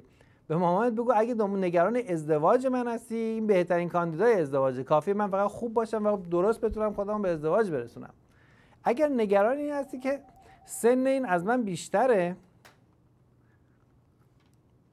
که برای رابطه‌های کوتاه مدت که اصلا سن مهم نیست، این بچهای کالج هر کدومش 6 ماه، 1 سال ماکسیموم 1 سال ممکنه با هم دیگه باشیم اگر بشه، وقت نداره. 60 دختر دیگه هستن اونجا و همچنین پسرای دیگه برای دختره، شاید هم برای پسره. به هر صورت این که رفتنش حتمیه. خب من 6 ماه دیگه با بهروز به هم میزنم، اصلا بهروز خودش 6 ماه دیگه با هم به هم میزنه. گفتم نگران نباش، تو باید پیکچر رو درست ببینی، تصویر رو درست باید ببینی. خب قضیه جذابیت زن و مردی هم که امروز با هم صحبت کردیم، قضیه همین هستش. یادم اومد پارتی گروه سیمیلیتر در ارواین در کلاب 10 11 ژانویه هستش. پارتی بسیار خوبی دارن دوستان ما و همیشه کمک به شوی پرچونه بودن و همیشه هوای شوی پرچونه رو داشتن. دوستانمون در گروه سی می لیتر، یا سی انگلیسی میذاری بعد می لیتر، رو وبسایتش میتونی بری، کلاب 10 در اورنج کانتی در مکارتر بولوارد، دیگه کلاب 10 رو میدونین، اورنج کانتی هم میدونین. سیمیلیتر رو چک اوت بکنید. 11 ژانویه پارتی سیمیلیتر، از اون پارتی های باحال ایرانی هستش. از دراگز توش خبری نیست، از دعوا به زمزن الکی توش خبری نیست. کلاس خوب، good age range, good music, good entertainment, classy location. سیمیلیتر 11 ژانویه. خب این داستان به این صورت است که پیغام به کسایی که میخوان شوهر خوب داشته باشن، با مردی که در نقطه جوگیر هول ورش داشته ازدواج نکن. چرا؟ چون اون مرد هر چی بخواد در آینده بشه بهتر از این خواهد بود. مگه یه معتادی باشه که خوش داغون کنه، یا آدم عوضی باشه که در مشکلات دیگه خوش داغون بکنه. که اگه تو هم نفهمیدی اون چه آدم عوضیه، نوش جانتون، شما انیویز قضیه‌تون خراب هست. بعد این مدت کوتاهی هیچ به نقطه جوگیر مربوط نمیشه. You got bigger problems. ولی میخوای شوهر بکنی با کسی ازدواج کن که از نقطه جوگیر رد شده باشه. شما میخوای به یه نفر بگی آقا غذایی که درست کردی این خوبه، به یه آدم گشنه هوملس که غذا گیرش نمیاد میدی، میگه آقا نگاه کن من این مثلا لازانیا رو درست کردم ببین چه جوریه. هوملسه بخوره بگه فکر کنم یکمی روغن زیاده، این پاستایی هم که توش گذاشتی من فکر کنم لو فت پاستاست، درسته؟ چون یه خود طعمش یه خودش ول میکنه خودشو. همین چیزی میگه اینجوری میخوره واسه good. هر آشغالی بهش میگی good. چون از گشنگی اومده. طرف از گشنگی اومده. تو نمیتونی بهش بگی ولی و ارزش رو درک بکنه. وقتی بهش یه غذایی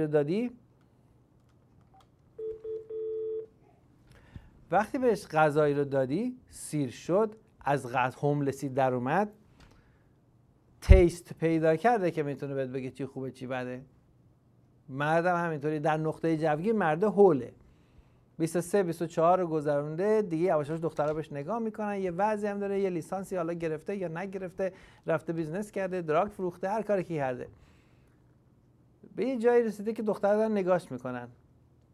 اونجا اون نمیتونه ارزیابی کنه کسی رو. مهم براش اینه که از دست نده کسی رو.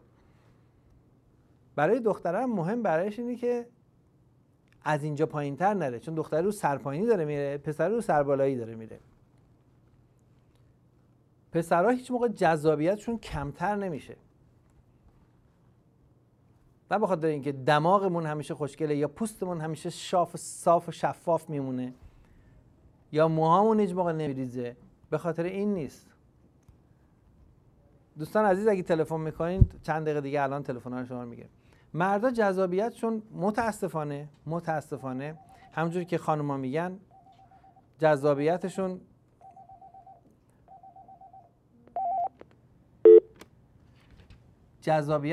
روی پولی هست و شرایطی هستش که میتونن در رابطهشون برای زنی فراهم بکنن. هرچی این بیشتر باشه خانم‌های بیشتری دور برشون هستن. اینم اگه قرار بود من میگفتم و میشد که پس معلومه آدم خیلی قدرتمندی هستم. این بیرون اتفاق داره میفته. خب پس اگه میخوای شوهر خوبی داشته باشی، مردی رو در نقطه جوگیر گیرش نیار. اگه مردی از نقطه تلفن الان میگیریم، اگه مردی از نقطه جوگیر رد شده باشه در سن 45 سالگی که دیگه نمیاد اصلا همسن خودشو بخواد بره بگیره، خب پس شما فکر نکن که یه واگن خالی قطاری داشته رد میشده پریدی سوار شدی، شوهر کردی بالاخره، حالا هر کی بود، چون شما از این واگن باید پیاده بشی 7-8 سال دیگه.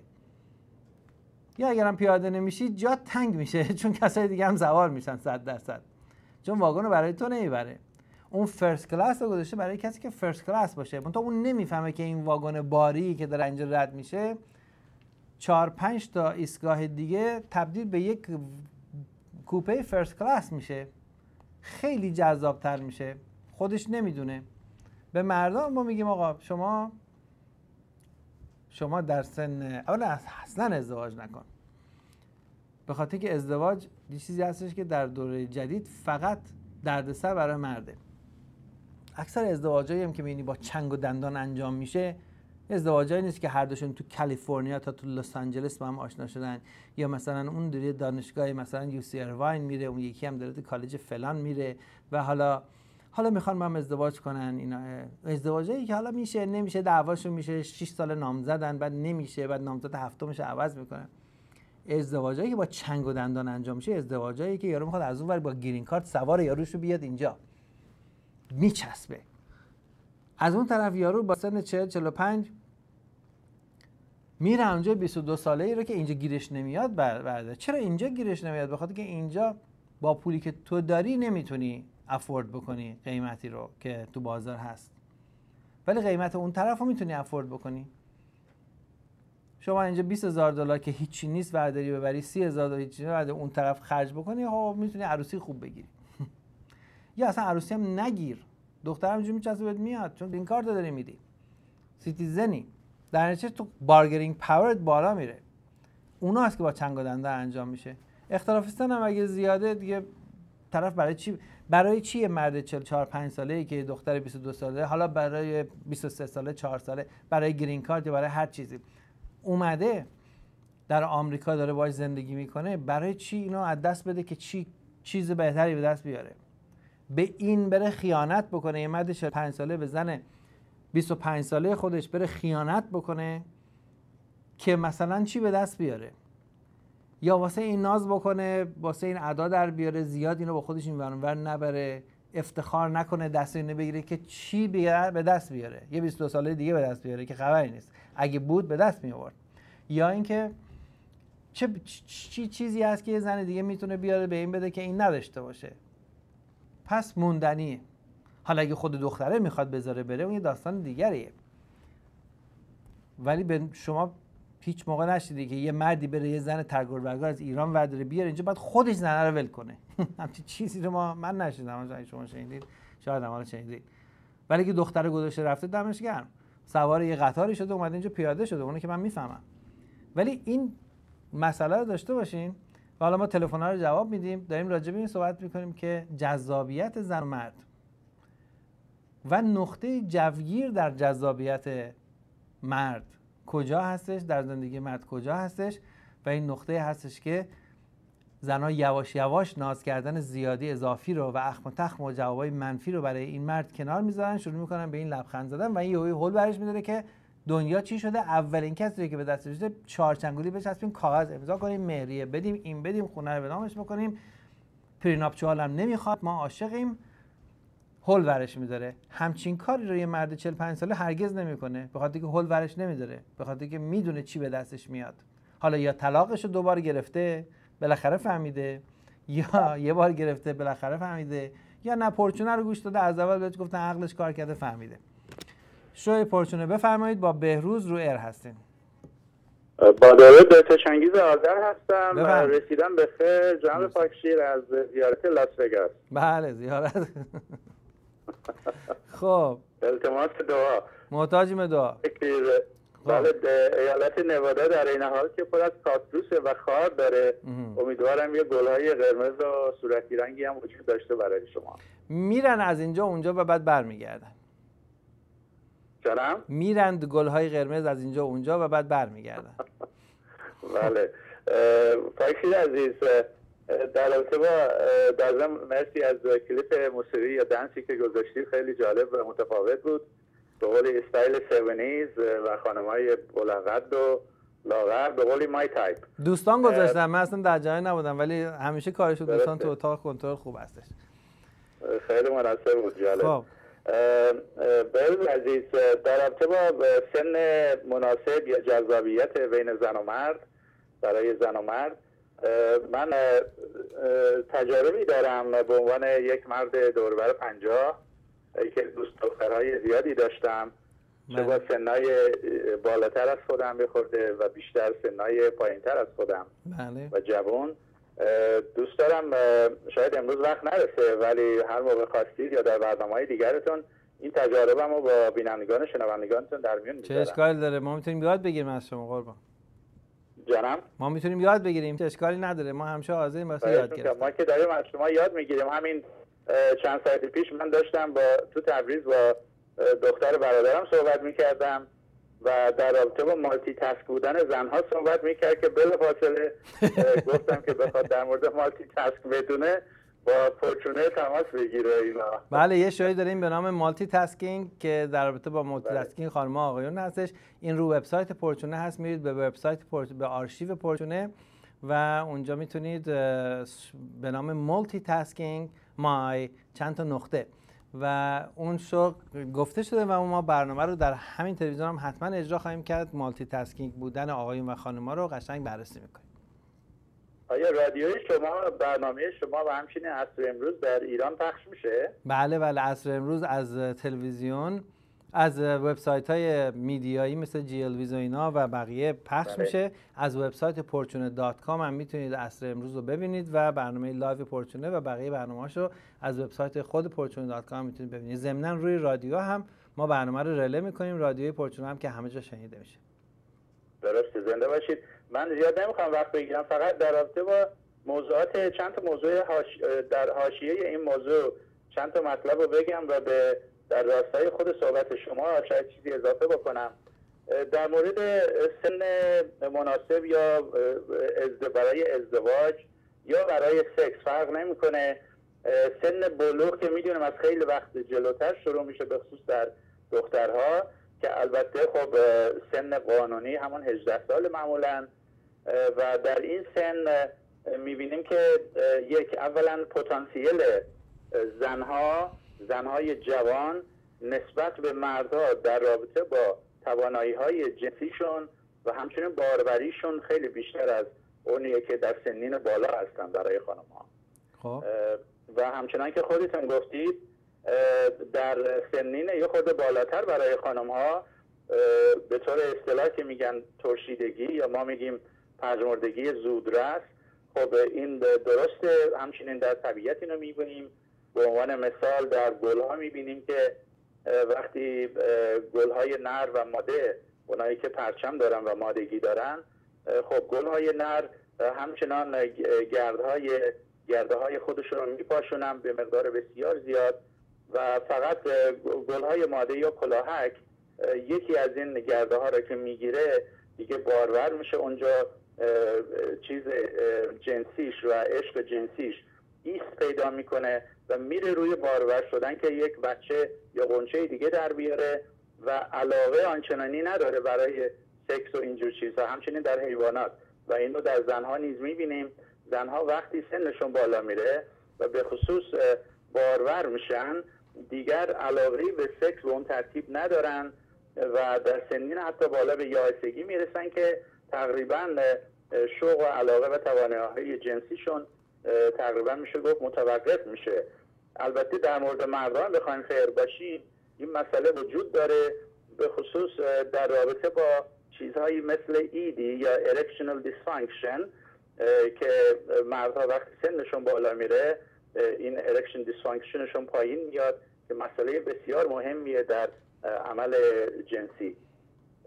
یا کسانی که اینو البته در مورد اون هم حالا ما توضیحاتی میدیم و یکی از اونها is the new cow، فیلم داستان نیو کاو رو که میدونین، حالا واسهتون توضیح میدیم.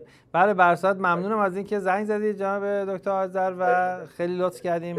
جناب پاکشیر، فقط اینم عرض بکنم که به طور آماری متوجه شدن که مردانی که با زنهای بسیار سن پایین ازدواج میکنن اینها به طور آماری 75% اولین بچه‌ای که به دنیا میارن 75% پسر هست و اینو پادشاهان قدیم میدونستن.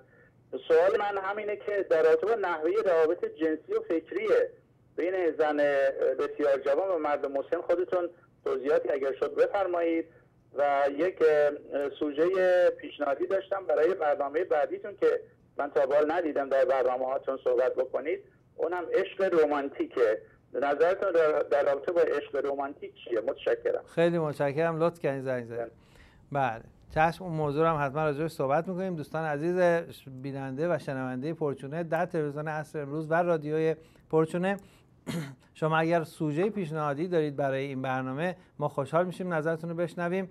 در طول این 12 سال شوی پورچونه خیلی ما سوژه‌های پیشنهادی دوستان رو داشتیم توی برنامه و خودشون هم بعضی شرکت کردن به عنوان مهمان و سوژه رو مطرح کردن، حالا با همدیگه صحبت کردیم یا اون شخص اگه رفته مطالعاتی کرده یا نظری داشته، به هر صورت شما همیشه میتونید سوژه پیشنهادی رو بیارید توی برنامه پرچونه و ما با هم صحبت میکنیم. بحث امروز ما صحبتمون راجع به اینه که جذابیت زن و مرد در گذر زمان سیرش متفاوت هستش. یعنی مرد همونجوری که جذابیت زیاد میشه دختران بهتر و بهتری در اختیارش قرار میگیرن و زن همونجوری که در مرور زمان جذابیتش میاد پایین مردان کمتر و کمتری به دستش میرسن و نقطه‌ای هستش که زن باید به هر صورت تا اون موقع تقریباً رابطه خودش رو حتمی کرده باشه و ازدواجش رو بکنه، چون از اون به بعد دیگه شرایطی که بخواد مرد خوبی رو پیدا کنه کمتر هستش. بعضیا فکر میکنن با عمل جراحی و سیلیکون و لایپو و نمیدونم این و اون و فلان اینا، بوتاکس و اینا، شما میتونی در کاتگوری دیگه قرار بگیری. میگن 40 is the new 30. یعنی الان مثلا 40 ساله ها همون جذابیتی دارن که 30 ساله ها قبلا داشتن. هم چیزی اصلا نیست. 30 ساله ها همیشه جذابتر از 40 ساله ها بودن. حالا ممکنه 2 تا 40 ساله باشه که سیندی کرافورد باشه ولی به طور کلی 40 ساله ها چشم 30 ساله ها هم گیر بیارن در میارن. حالا شما بگو 50 is the new 30، هیچ فرقی نمیکنه. و همونجوری که میبینید خانم ها همیشه جذابیتشون برای مردها رو ظاهرشون میدونن و واقعیت همین در نظر مردم همین هستش. حالا ما موجودات شلو، پست، کمبین، کوتاه‌بینی هستیم، طبیعتمون اینطوری، خدا ما رو درست کرده، حالا هر چی که هست اینه داستان. و این جذابیت ظاهری مثل مردم جذابیت ظاهریشون هم چه دندونامون میریزه، موهامون میریزه، چاق میشیم، بد فرم میشیم، چه میدونم این میشه اون میشه، چروک میشیم، همه اینا درسته. ولی زنا ما رو هیچ موقع رو جذابیت ظاهریمون که انتخاب نکردن. درسته برای بوی فرند بودن یا مدت کوتاهی یا یه چیزی مثلا تو لاس وگاس پیش بیاد یا اینطوری، ولی به طور کلی بخاطر که راهی رو باید زنا با ما ادامه بدن به نگاه نمیکنن که ما جذابیت ظاهریمون کافیه، پس خیلی خوب. اگرم دختره یه مقدار هوش حواسش نباشه، خانواده دختره و دوستاش پوست از کلش میکنن و نمیذارن. در حالی که مرد به جذابیت ظاهری زن نگاه میکنه، زن به جذابیت‌های دیگه ای مرد مثل پول، شهرت، قدرت مرد نگاه میکنه و این جذابیت‌ها در مرد همیشه در حال بالا رفتن، اگر هم نیست پایین نمیاد. مردی نیست که شهرتش کمتر بشه یا شهرت داره یا نداره، بیشتر میشه، یا پولش کمتر بشه. حالا ممکنه یه نفری پولی داشته باشه ورشکست شده باشه، بله اونو میفهمیم، ولی به طور معمولی کسی کار میکنه، زندگی میکنه، بالاخره پسندازی داره، معمولی هر چقدر پایین باشه یا بهتره یا در همون سطح قرار میگیره یا حالا هرچی. و به این ترتیب با گذشت زمان یه جایی هستش که زنهایی که به دست هیچ مردی نمیرسیدن، این نمودار رو نشون بدیم لطفاً. مردهایی که در سنین پایین‌تر، نمیدونم هستن دوستان نیستن، حالا هم موقع اومدیم، مردانی که در سنین پایین‌تر با جذابیت کمتر از لحاظ بدنی و زیبایی و چشم و ابرو و مو و نمیدونم اندام مثل همون دختره جوون بودن، ولی دختره به اینا کاری نداشته. چرا؟ به خاطر که اون جذابیت ظاهری دختره نمیخواد دیگه. اگه غیر از این بود، اگه میخواست که خب بودن دیگه. به سر 18 ساله باید خیلی خیلی خیلی خیلی بیشتر و بهتر از این مرد 45 ساله دخترانی در اختیارش باشن دیگه، چون خیلی جوان‌تره، جذاب‌تره، بازوها، بدن قوی، مو، دماغ، صورت، چهره، همه چی درست. یه مرد 45 ساله که نداره اینا رو، خب ولی اون همه رو راحت به دست میاره. علت این هستش که اون جذابیت‌ها کم میشه و این جذابیت‌های محض در یه نقطه‌ای هست که تقریباً جذابیت‌های کم شده و جذابیت‌های زیاد شده تقریباً هم اندازه همدیگه میشن. اونجاستش که در این حال که خانوم نگرانه که داره جذابیتش کمتر و کمتر میشه و همه اینو میدونن، مرده هوی هول ورش میذاره. ببین من چقدر جذاب شدم، اونایی که من محل میذارن حالا من محل میذارن. همونجاست که جوگیر میشه. میگیم از نقطه جوگیر رد شو، برای بهترین عشق‌ها و برای بهترین ازدواج‌ها هم حتی نقطه جوگیر خطرناکترین نقطه است برای که تصمیم بگیری. هم برای زن خطرناکه، هم برای مرد، و از همه بیشتر برای بی اهمیت ترین موجود خطرناکه، یعنی فرزند. میدونید که فرزند بی اهمیت ترین موجوده در خانواده شما. شما بچه دار میشی مرده ولت نکنه، بچه دار میشی تنها نباشی، بچه دار میشی که عصای دست داشته باشی، بچه دار میشی که این بشه، بچه دار میشی که اون بشه. بچه کاری نداری. فکر نمیکنی این بابا میره 10 سال دیگه و بچه دار میشی تو، چون دیگه داره برای تو دیر میشه. بچه دار میشی چون دیگه دیر شده، وقتت کمه، بچه دار میشی. هیچ موقع به بچه کار برصد برای بی اهمیت ترین موجود در ازدواج که بچه هست هم این قضیه مضره. مرد از نقطه جوگیر رد بشه، بعد دخترانی که به دستش میرسن، هرچی مرد از نقطه جوگیر رد بشه، دخترانی رو که به دست میاره بیشتر دوست خواهد داشت، طولانی تر دوست خواهد داشت و اگر برنامه‌ای برای ازدواج وجود داشته باشه و پرچونه رو هم گوش نمی‌کرده یا فکر می‌کرده پرچونه بی خود میگه و ازدواج بکنه، هم با دخترانی که وقتی از نقطه جوگیر رد شد، سنش شد 40-45 ازدواج بکنه، هم علاقه بیشتر داره، هم پایایی این رابطه زیادتر هست. شوی پرچونه بفرمایید، با بهروز روی ایر هستیم. الو بفرمایید. یه صبح ببخشید صدام هم گرفته. بفرمایید خانم. یه سوالی ازتون داشتم. بله. شما توی حوزه علمیه قم طلبه نبودین؟ نه، چطور مگه؟ آخه شما به نظر من دیدتون و طرز فکرتون نسبت به خانوما خیلی شبیه آخوند داشت. ممکنه آخوندا هم همه حرفاشون که بد نیست، غلط نیست. همه حرفای آخوندا غلطه؟ یه سوال من شما میکنم. بله. همه حرفای آخوندا غلطه؟ بله. مثلا آخوندا میگن اجازه بفرمایید خواهش میکنم، من میفهمم شما منظورتون چیه، ولی خب من این قضیه رو خیلی تمرین دارم، شما نفر اول نیستین، یه خود let's have fun. آخوندا میگن بدون ازدواج مرد به زن دست نزنه، به نظر شما غلطه؟ به نظر من همه حرفای آخوندا غلطه. این یه مثال دیگه. مثلا شما اگه دختر داشته باشی، دختر تشویق میکنی که آقا با یه مردی بدون ازدواج برو رابطه جنسی داشته باش؟ نه. پس همه حرفای آخوندا غلط نیست. حالا اگه حرفای من شبیه آخوندا هستش که البته من نمیدونم کجای حرفم، خوشحال میشم بگید کدوم حرف، ولی اگر هم این باشه حرف آخوندا مگه همه چی خمش بده؟ من آخوندا رو قبول ندارم، به نظر من خیلی کوتاه فکر. خب حالا اگه شما به من بگی که به نظر من بهروز پاکی تو آدم کوتاه فکری میای، ما جای صحبت با هم خیلی زیاد داریم، ولی حالا حرف من شبیه آخوندا هستش، حالا چه معنی میده؟ نمیدونم. الان دخترم هم اتفاقا اینجا نشسته، ما با هم نگاه میکنیم و اونم واقعا از حرفایی که شما دارین میزنین داره تعجب میکنه. معلومه که تعجب میکنه، به خاطر که این حرفای منو شما نه در میوزیک ویدیو میشنوین، نه روانشناس خانواده میاد به شما میگه که وقتی 26 سالته مرد 26 ساله رو باهاش ازدواج نکن و هیچ کدوم اینا رو به شما نمیگه. روانشناس خانواده و موزیک ویدیو نمیاد به شما در کنسرت بگه که شما وقتی میخوای ازدواج کنی با یه مرد ازدواج کن که 10 سال دیگه 60 برابر بهتر از تو در اختیارش نباشه. اینو من میگم، واسه همین عجیبه حرف من. معلومه که عجیبه. نه اینجوری نیست. من خودم تو سن 24 سالگی ازدواج کردم، شوهرم 1 سال از من بود. این چند سال پیش بوده؟ الان تقریبا 19 ساله، 18 ساله. من الان 43 سالمه، اون 44 سالشه. فوق‌العاده هم خوشبختیم.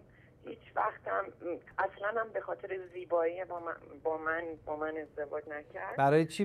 به چی شما توجه کرد که به زیبایی شما زیبا هستی یا نیستی؟ زیبا هست. خب پس از کجا میدونی به خاطر زیبایی با شما ازدواج نکرد؟ من چیزای دیگر هم در نظر داشت. مثلا چه چیزی رو در نظر داشت در مورد شما؟ همین طرز فکر دو نفر خیلی باید به هم بخوره، نزدیک باشه. از نظر تحصیلات، وقتی که شوهر من یه دکتره، من یه به زور شاید دیپلممو گرفتم، اصلا نمیتونم با اون رابطه درستی داشته باشم. یعنی شما بذار ببینم، شما در 19 سالگی با هم ازدواج کردین؟ نه 38 سال 19 سالگی درسته؟ 19 سالگی با هم آشنا شدیم، چند سال با هم دوست بودیم، بعد ازدواج. شما در 19 سالگی هر دو تاشون تصمیم داشتین که بی سواد بمونین، همین دیپلمتون رو بمونین؟ از کجا میدونی که از کجا شما میدونستید در 19 سالگی؟ من میخوام به عمق اندیشه شما که آدم کوتاه فکری نیستید پی ببرم. شما در 19 سالگی چطور میدونستید که در 20 سال دیگه شوهر شما چه تحصیلاتی خواهد داشت و شما چه تحصیلاتی خواهید داشت؟ معلومه. از کجا معلومه؟ آخه من نمیفهمم. از کجا معلومه؟ اصلا همین، من اصلا تا حالا برنامه شما رو ندیده بودم، دفعه اول دیدم. اینو بگو من میفهمم. این حرف تو فهمیدم، بقیه رو ولش کن. من 19 الان شما دفعه اول یه برنامه داری میبینی یه آدم شاکینگی که 12 سال جلوی دوربین همین حرفا رو داره میزنه، شما رو جذب کرده و شما رو به تعجب انداخته. الان دختر خانومتون هم دارن نگاه میکنن، ایشون هم الان احتمالاً 17 سال یا 18 سالشون هست دیگه، درسته؟ بله، بذارید خودش صحبت کنه، خیلی میخواد. شما آره من باهاش صحبت میکنم، شما بهشون یاد میدی که عزیزم در 24 سالگی حتما یادت باشه که با یه مرد 24 ساله ازدواج بکنی. آره اینا رو داری بهش یاد میدی؟ اصلا چندشاور یه دختر 22 ساله با یه مرد 40 ساله، اصلا واقعا برای کی چندشاور است؟ ببخشید برای کی چندشاوره؟ برای هر دوشون. آره هر دوشون که مسلماً برای آقایی که چندشاور نیست 100% چون رفته دنبالش. برای خیلی از خانومام چندشاور نیست چون دارن ازدواج میکنن. خیلی خوب، ببینیم از دختر. ببینیم حالا شما دختر خانومتون چی میگن. بفرمایید. الو. سلام. سلام. ببخشید من 19 سالمه الان و اصلا باورم نمیشه شما چی دارین میگین. در اینکه اگر میگین که دختره مثلا سن من یا whatever 22 یه ذره بزرگتر بخوان دنبال مردای جذاب مثل شما برن، خیلی اشتباهین. برای اینکه من اگر 19 سالمه خوشتیپم و خوش هیکلم نمیرم دنبال یه مرد 40 ساله‌ای که اینکه جذابیتش میره بالا. همچین چیزی نیست. خب شما اگه میگه هم چیزی نیست ما بگیم هم چیزی نیست، چشم. ولی حالا شما به خاطر اینکه با یه پسری آشنا میشی که مثلا شما 19 سالته، فرض کن 23 سال باشه، با یه پسری آشنا میشی در کالج که امیدواری با این پسر رابطه طولانی داشته باشی یا امیدواری که با این پسر مثلا 2 ماه دیگه عوضش کنی با یکی دیگه باشی؟ فعلا که اصلا فکر نمی‌کنم راجع به ازدواج و اینا، ولی من فقط فکر می‌کنم که اگر شما فکر کنی فقط زن‌ها جذابیتشون میره پایین، غلطه. همچین چیزی نیستش. مگه مردا پیر نمیشن؟ یه دختر 22 ساله چرا به دنبال یه مرد 40 ساله که کچل داره میشه وقتی میتونه با یکی که همسن خودش باشه و ساکسسفول باشه با اون باشه؟ چرا با اون نره؟ ما هم نگفتیم نره، شما هم انجوی بکن. و اولا که نگفته کسی که سکس مرد 40 ساله خوب نیست، این یک. ثانیاً اینه که شما اگه میخوای روابط سکسی داشته باشی با هر کسی دوست داشته باشی اونم بازم is your choice, is your life, is your body. ولی چیزی که هست ما میگیم کسایی که میخوان روابط طولانی داشته باشن و اگه میخوان تو زندگیشون چیتینگ نباشه، اگه میخوان تو زندگیشون پرابلم و دردسر نباشه، باید با کسی باشن که اینا از هم دیگه دور نشن. شما وقتی با یه مرد 25 23 ساله 24 ساله دوست هستی، شما یه چویست اینه که با این آدم 6 ماه باشی، با این نفر دیگه 6 ماه باشی و enjoy your sexual life. اینا کسی نگفته بده. ولی اگه میخوای مردی رو بخوای که نگرش داره و با تو بمونه، از 22 تا 24 با هم دیگه گرلفرند باشین، 24 با هم ازدواج کنین تا آخر عمر بمونین، this is not gonna happen. I'm sorry to be the bearer of the bad news. Not gonna happen with a 24-year-old college kid. اوکی، ولی شما میخواین به این که لانگ ترم ریلیشنشیپ چجوری میخواد در 2 تا نفر که وقتی 15 سال یا 10 سال ایج دیفرنس دارن و یکی که مثل شما فکر میکنه و حرف میزنه، این مدل ریلیشنشیپ هم هیچ وقت کار نمیکنه. I'm sorry to tell you this bad news but you cannot. ولی شما نمیتونید با یکی ریلیشنشیپ باشین که اینقدر از شما جوان‌تر باشه. وقتی هم خودتون اینجوری فکر میکنین راجع به زنا که فقط جذابیتشون میره پایین و مرد و زن فقط با هم به خاطر سکس لایفشون و اینا که جذابیتی که زنا دارن. الان شما گفتی من I can enjoy somebody. همین الان شما گفتی I can enjoy somebody who can که سکسش هم بهتره همسن منه. همین الان شما گفتی. That was the first thing you said. من کی همچین چیزی گفتم؟ همین الان گفتی. اون ریلیشنشیپ هم کار نمیکنه. من گفتم ریلیشنشیپی که شما میگین وقتی که یکی 40 ساله و دختر 22 ساله اون چجوری میخواد کار بکنه وقتی که اون مرد 40 ساله مثل شما داره فکر میکنه؟ خب اگه مرد 40 ساله مثل من فکر نکنه که دنبال 24 ساله نمیاد. حالا من بگو بدونم forget about me statistically do you think 40-year-old are looking for 24-year-olds? بله، برای اینکه مردای سیک مثل شما هستن. ببین دیگه قرار نشد به من اینسالت بکنی. من دارم از شما یه سوال استاتستیکال میکنم. میگم statistically do you think؟ میگی بله، درسته؟ کوبید گوشی رو به دیوار. I'm sorry, sweetheart. I didn't mean to give you a bad feeling or hurt your feeling. ولی خب you're just 19. وقتی که دختری 19 سالش هست، مامانش هم اونجوری نشسته داره بهش آموزش میده که عزیزم اینجوری بکن اونجوری بکن. من خودم هم 19 سالگی عروسی کردم. شما اولا که چرا حرف مامان تو گوش نمیکنی 19 سالگی شوهر کنی؟ مامان 19 سالگی شوهر کرده دیگه. خب حالا یا آشنا شده یا حالا 20 سالگی چیز کرده یا هر چی. خب اگر هم هر کاری که ایشون کرده در 20 سال پیش، ما الان دورش گذشته و در دوره امروز 19 ساله ازدواج نمیکنه. ولی سعی کن، حالا شما تا 19 سالته تازه میخوای شروع کنی، الان از های اسکول در اومدی، تازه میخوای بری کالج. is a humping fest over there. شما you have two choices: stay away from the stream and be a nun. choice دوم اینه که get on with the game. when you get on with the game، با کی شما سر کار داری؟ با پسرای 23-4 ساله کالج. با هر کدوم از این پسرها شروع کنی 6 ماه دیگه تمومه. اینجا برو، هوکا لاونج برو، وگاس برو، پارتی برو، این برو، این برو، ریلیشنشیپ، این اون هر چی هست 6 ماه تمومه. It's going to be a humping fest one after another. That's good. It's all good. ما اصلا خودمونم دوست داریم، هیچ مسئله نیست. کسی من معلم اخلاقم نیستم به شما بگم که چجوری باید زندگی کنی، باید تو کالج چی کار بکنی. If there is a college before you get married. حالت دومی که شما دنبال یک ریلیشنشیپ لانگ ترم میگردی. ریلیشنشیپ لانگ ترم هم اگه بخوای شروع بکنی، باید با یه مردی شروع کنی که چویسایی بهتر از تو نداشته باشه. اینا همه رو من گفتم. حالا میخوای گوش بده، میخوای گوش نده. شوی پرچونه نجات نمیده کسی رو. شوی پرچونه مثل یک کسی مونه که 10 نفر ته چاه افتادن، تناب میندازی. شما وقتی تناب میندازی ته چاه به 10 نفر نجات بدی، فقط کسایی میتونن نجات پیدا کنن که قدرت بدنی، شیپ، وزن و شرایطشون مناسب باشه. They can climb the rope. اگه شما قدرت اومدن بالای از این تناب نداشته باشید، ته چاه میمونی. 19 سالگی یه بویفرند، 22 سالگی یه بویفرند، 23 سالگی یه کورتاژ، 25 سالگی یه بویفرند، اون یکی یه بویفرند. بعد یا ازدواج میکنی 3 سال دیگه طلاق میگیری، یا نه همینجوری میری دکتر میشی، جراح میشی، آرکیتکت میشی. هاتلاین پرچونه هم زنگ زد.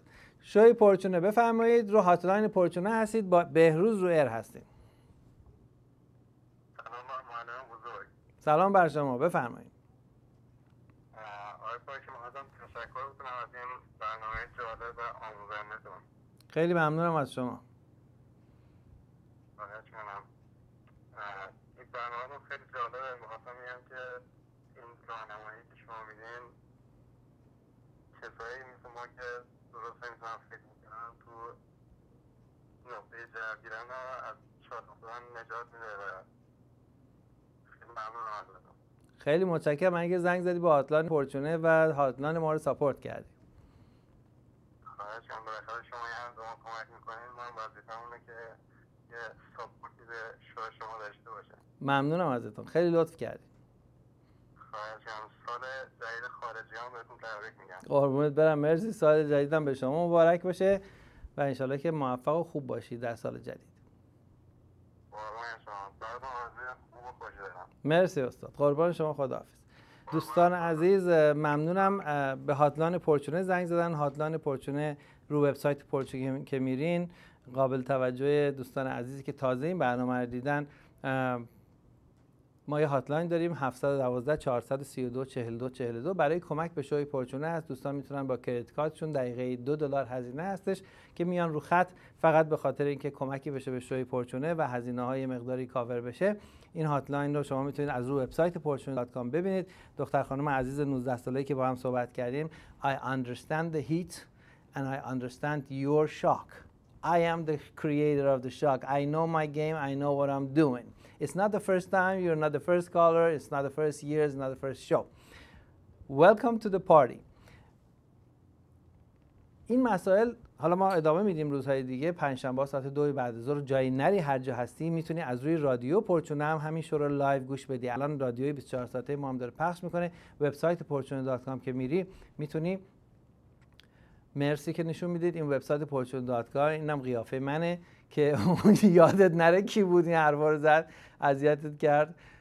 سمت راستم لطفا نگه دار همینجا. سمت راستم اگه ببینید دوستان اسپانسر سیستم رادیویی ما هستن، دوستانی که رادیوی 24 ساعته خودشونو دارن. ما رادیوی 24 ساعته پروواید میکنیم به شما و براتون رادیوی 24 ساعته سرتاسری جهانی رو اینستال میکنیم که هر کسی صاحب رادیو باشه. الان خانم دکتر فوژان زینی دارای رادیوی 24 ساعته خودشون هستن. خانم زهرا سروش رو میبینید، خانم دکتر شیرین نوروی رو میبینید، همینجور میبینید پایین خانم باهره اردلان هستن. تمام دوستانی که ساپورت کردن برنامه رو، پایین تر هم میتونیم باز افراد دیگر ببینیم. دکتر فرشته اکبرپور هستن، خانم دکتر کنگاوری هستن و این دوستان با این کارشون منو ساپورت نکردن. اینا اسپانسر پورچونه نیستن، اینا رادیو دارن و اینا صاحبان رادیو هستن که ضمناً تبلیغاتشون توی وبسایت پورچونه هم هست و به نوعی در واقع کمک به این سیستم هست. شما هم میتونید یک رادیوی 24 ساعته داشته باشید سر تا سر جهان و وقتی میرفتید رو همون وبسایت porchune.com تو قسمت آرکایو میتونید شوهای دیگر رو ببینید. رو یوتیوب حتما نگاه بکنید. کسایی که تازه برنامه رو میبینن براشون شاکینگه، براشون تکون دهنده هستش، چون حرفایی مثل این رو شما در هیچ میوزیک ویدیویی نبینید. هیچ فالبینی که رفته اخیراً یه دکترم شده اومده واسه خودش جیدی گرفته آفیس باز کرده، این حرفا رو به شما نمیزنه. از هر کی بپرسید سن مناسب ازدواج چیه، میگه عزیزم بین 4 تا 6 ساله. قربونت برم با کسی باشه که حرفتو بفهمه، شما باید همسن خودت ازدواج کنی. همه این حرفا رو بهتون میگن. خب It's shocking because you hear it here and here only. تو میوزیک ویدیو نمیگن، تو کنسرت نمیگن، تو تلویزیون نمیگن، هیچ جا نمیگن، رادیوی معروف ایرانی نمیگن، تو آهنگا نمیخونن اینا رو. خب شما ولی راحت واسط من قشنگ واسط چیدم دیگه. broke it down for you. و اگه شما خوشت نمیاد با یه آدم 40 ساله دوست بشی، خب دوست نشو، با 24 ساله دوست بشو. با هر کی دوست باشی که هر چقدر قدرت میخوای داشته باشه. گذشته از اون که یک آدم 40 ساله 45 ساله is nothing short of anything. هم از لحاظ سکسی هم از لحاظ هر چیز دیگه هیچ چیز کمبودی نداره. منتها شما اگه دوست داری با یک دوست پسر جوونی دوست باشی هم بازم باش. ما نگفتیم اینجا، گفتیم جذابیت کم میشه. یعنی شما نگاه کنید یه خانم 35 ساله و شما 19 ساله وقتی که حالا یا با فیک آیدی الان میری کلاب یا بعداً کلاب رفتی با آیدی خودت 21 سالگی وایستادی کنارش، شما وایست کنار مثلا عمه خانم مثلا 40 ساله خودت، ببین چند نفر میان با تو حرف میزنن، چند نفر میان سراغ عمه خانم با تو حرف میزنن، با اون حرف میزنن. خب معلومه جذابیت ها فرق میکنه. ما اینو دیتیل بریک داون کردیم، 2-3 ساعت بارها بازم میکنیم انشالله. از تلویزیون عصر امروز متشکریم که این فرصت به ما میده که مسائل خیلی مهمی هستش که در زندگی دیتینگ لایف، دیتینگ ورلد ما اینجا مطرح میکنیم. هیچ کس دیگه این مسائل رو مطرح نمیکنه که هیچی جرأت هم نداره بیاد با من بشینه جلوی دوربین با شما حرف بزنه. تمام کسایی که حرفای قشنگ میزنن و شما اونا رو خیلی دوست دارین، وای این دکتر خیلی حرفاش قشنگه، اونم جرأت نداره بیاد پهلوی من بشینه این مسئله رو من صحبت کنم که تا بفهمید که اون هم حرفی برای گفتن جلوی این مسائل نداره و اون هم هیچ گونه مخالفتی برای اثبات این قضیه نداره. فقط دل شما خود آزرده شده که من متأسفم هر آمپولی هر واکسنی هم که به یک کسی میذارن اون لحظه که سوزن میخواد بره یه ذره تاچ میکنه، اب نداره. You gotta take this thing for the better good. و وبسایت porchune.com یادتون نره برنامه‌های رادیویی پورچونه ساعت 9 شب سه‌شنبه است. سه‌شنبه ها 9 شب پورچونه ما این مسائل صحبت میکنیم. دیتیل، different world, different radio, different language, different class, different game. I'm sure you want to be in it. ساعت 9 شب به وقت لس آنجلس از وبسایت porchune.com میتونید رادیو رو گوش بدیم و پلیز درست مثل همین خانم و دخترشون که زنگ زدن خواهش میکنم تماس بگیرید. هر مطلبی به ذهنتون میاد بگید، هر چی بگید پخش میشه. حالا من جوابی که شما میدم شما خوشتون میاد یا خوشتون نمیاد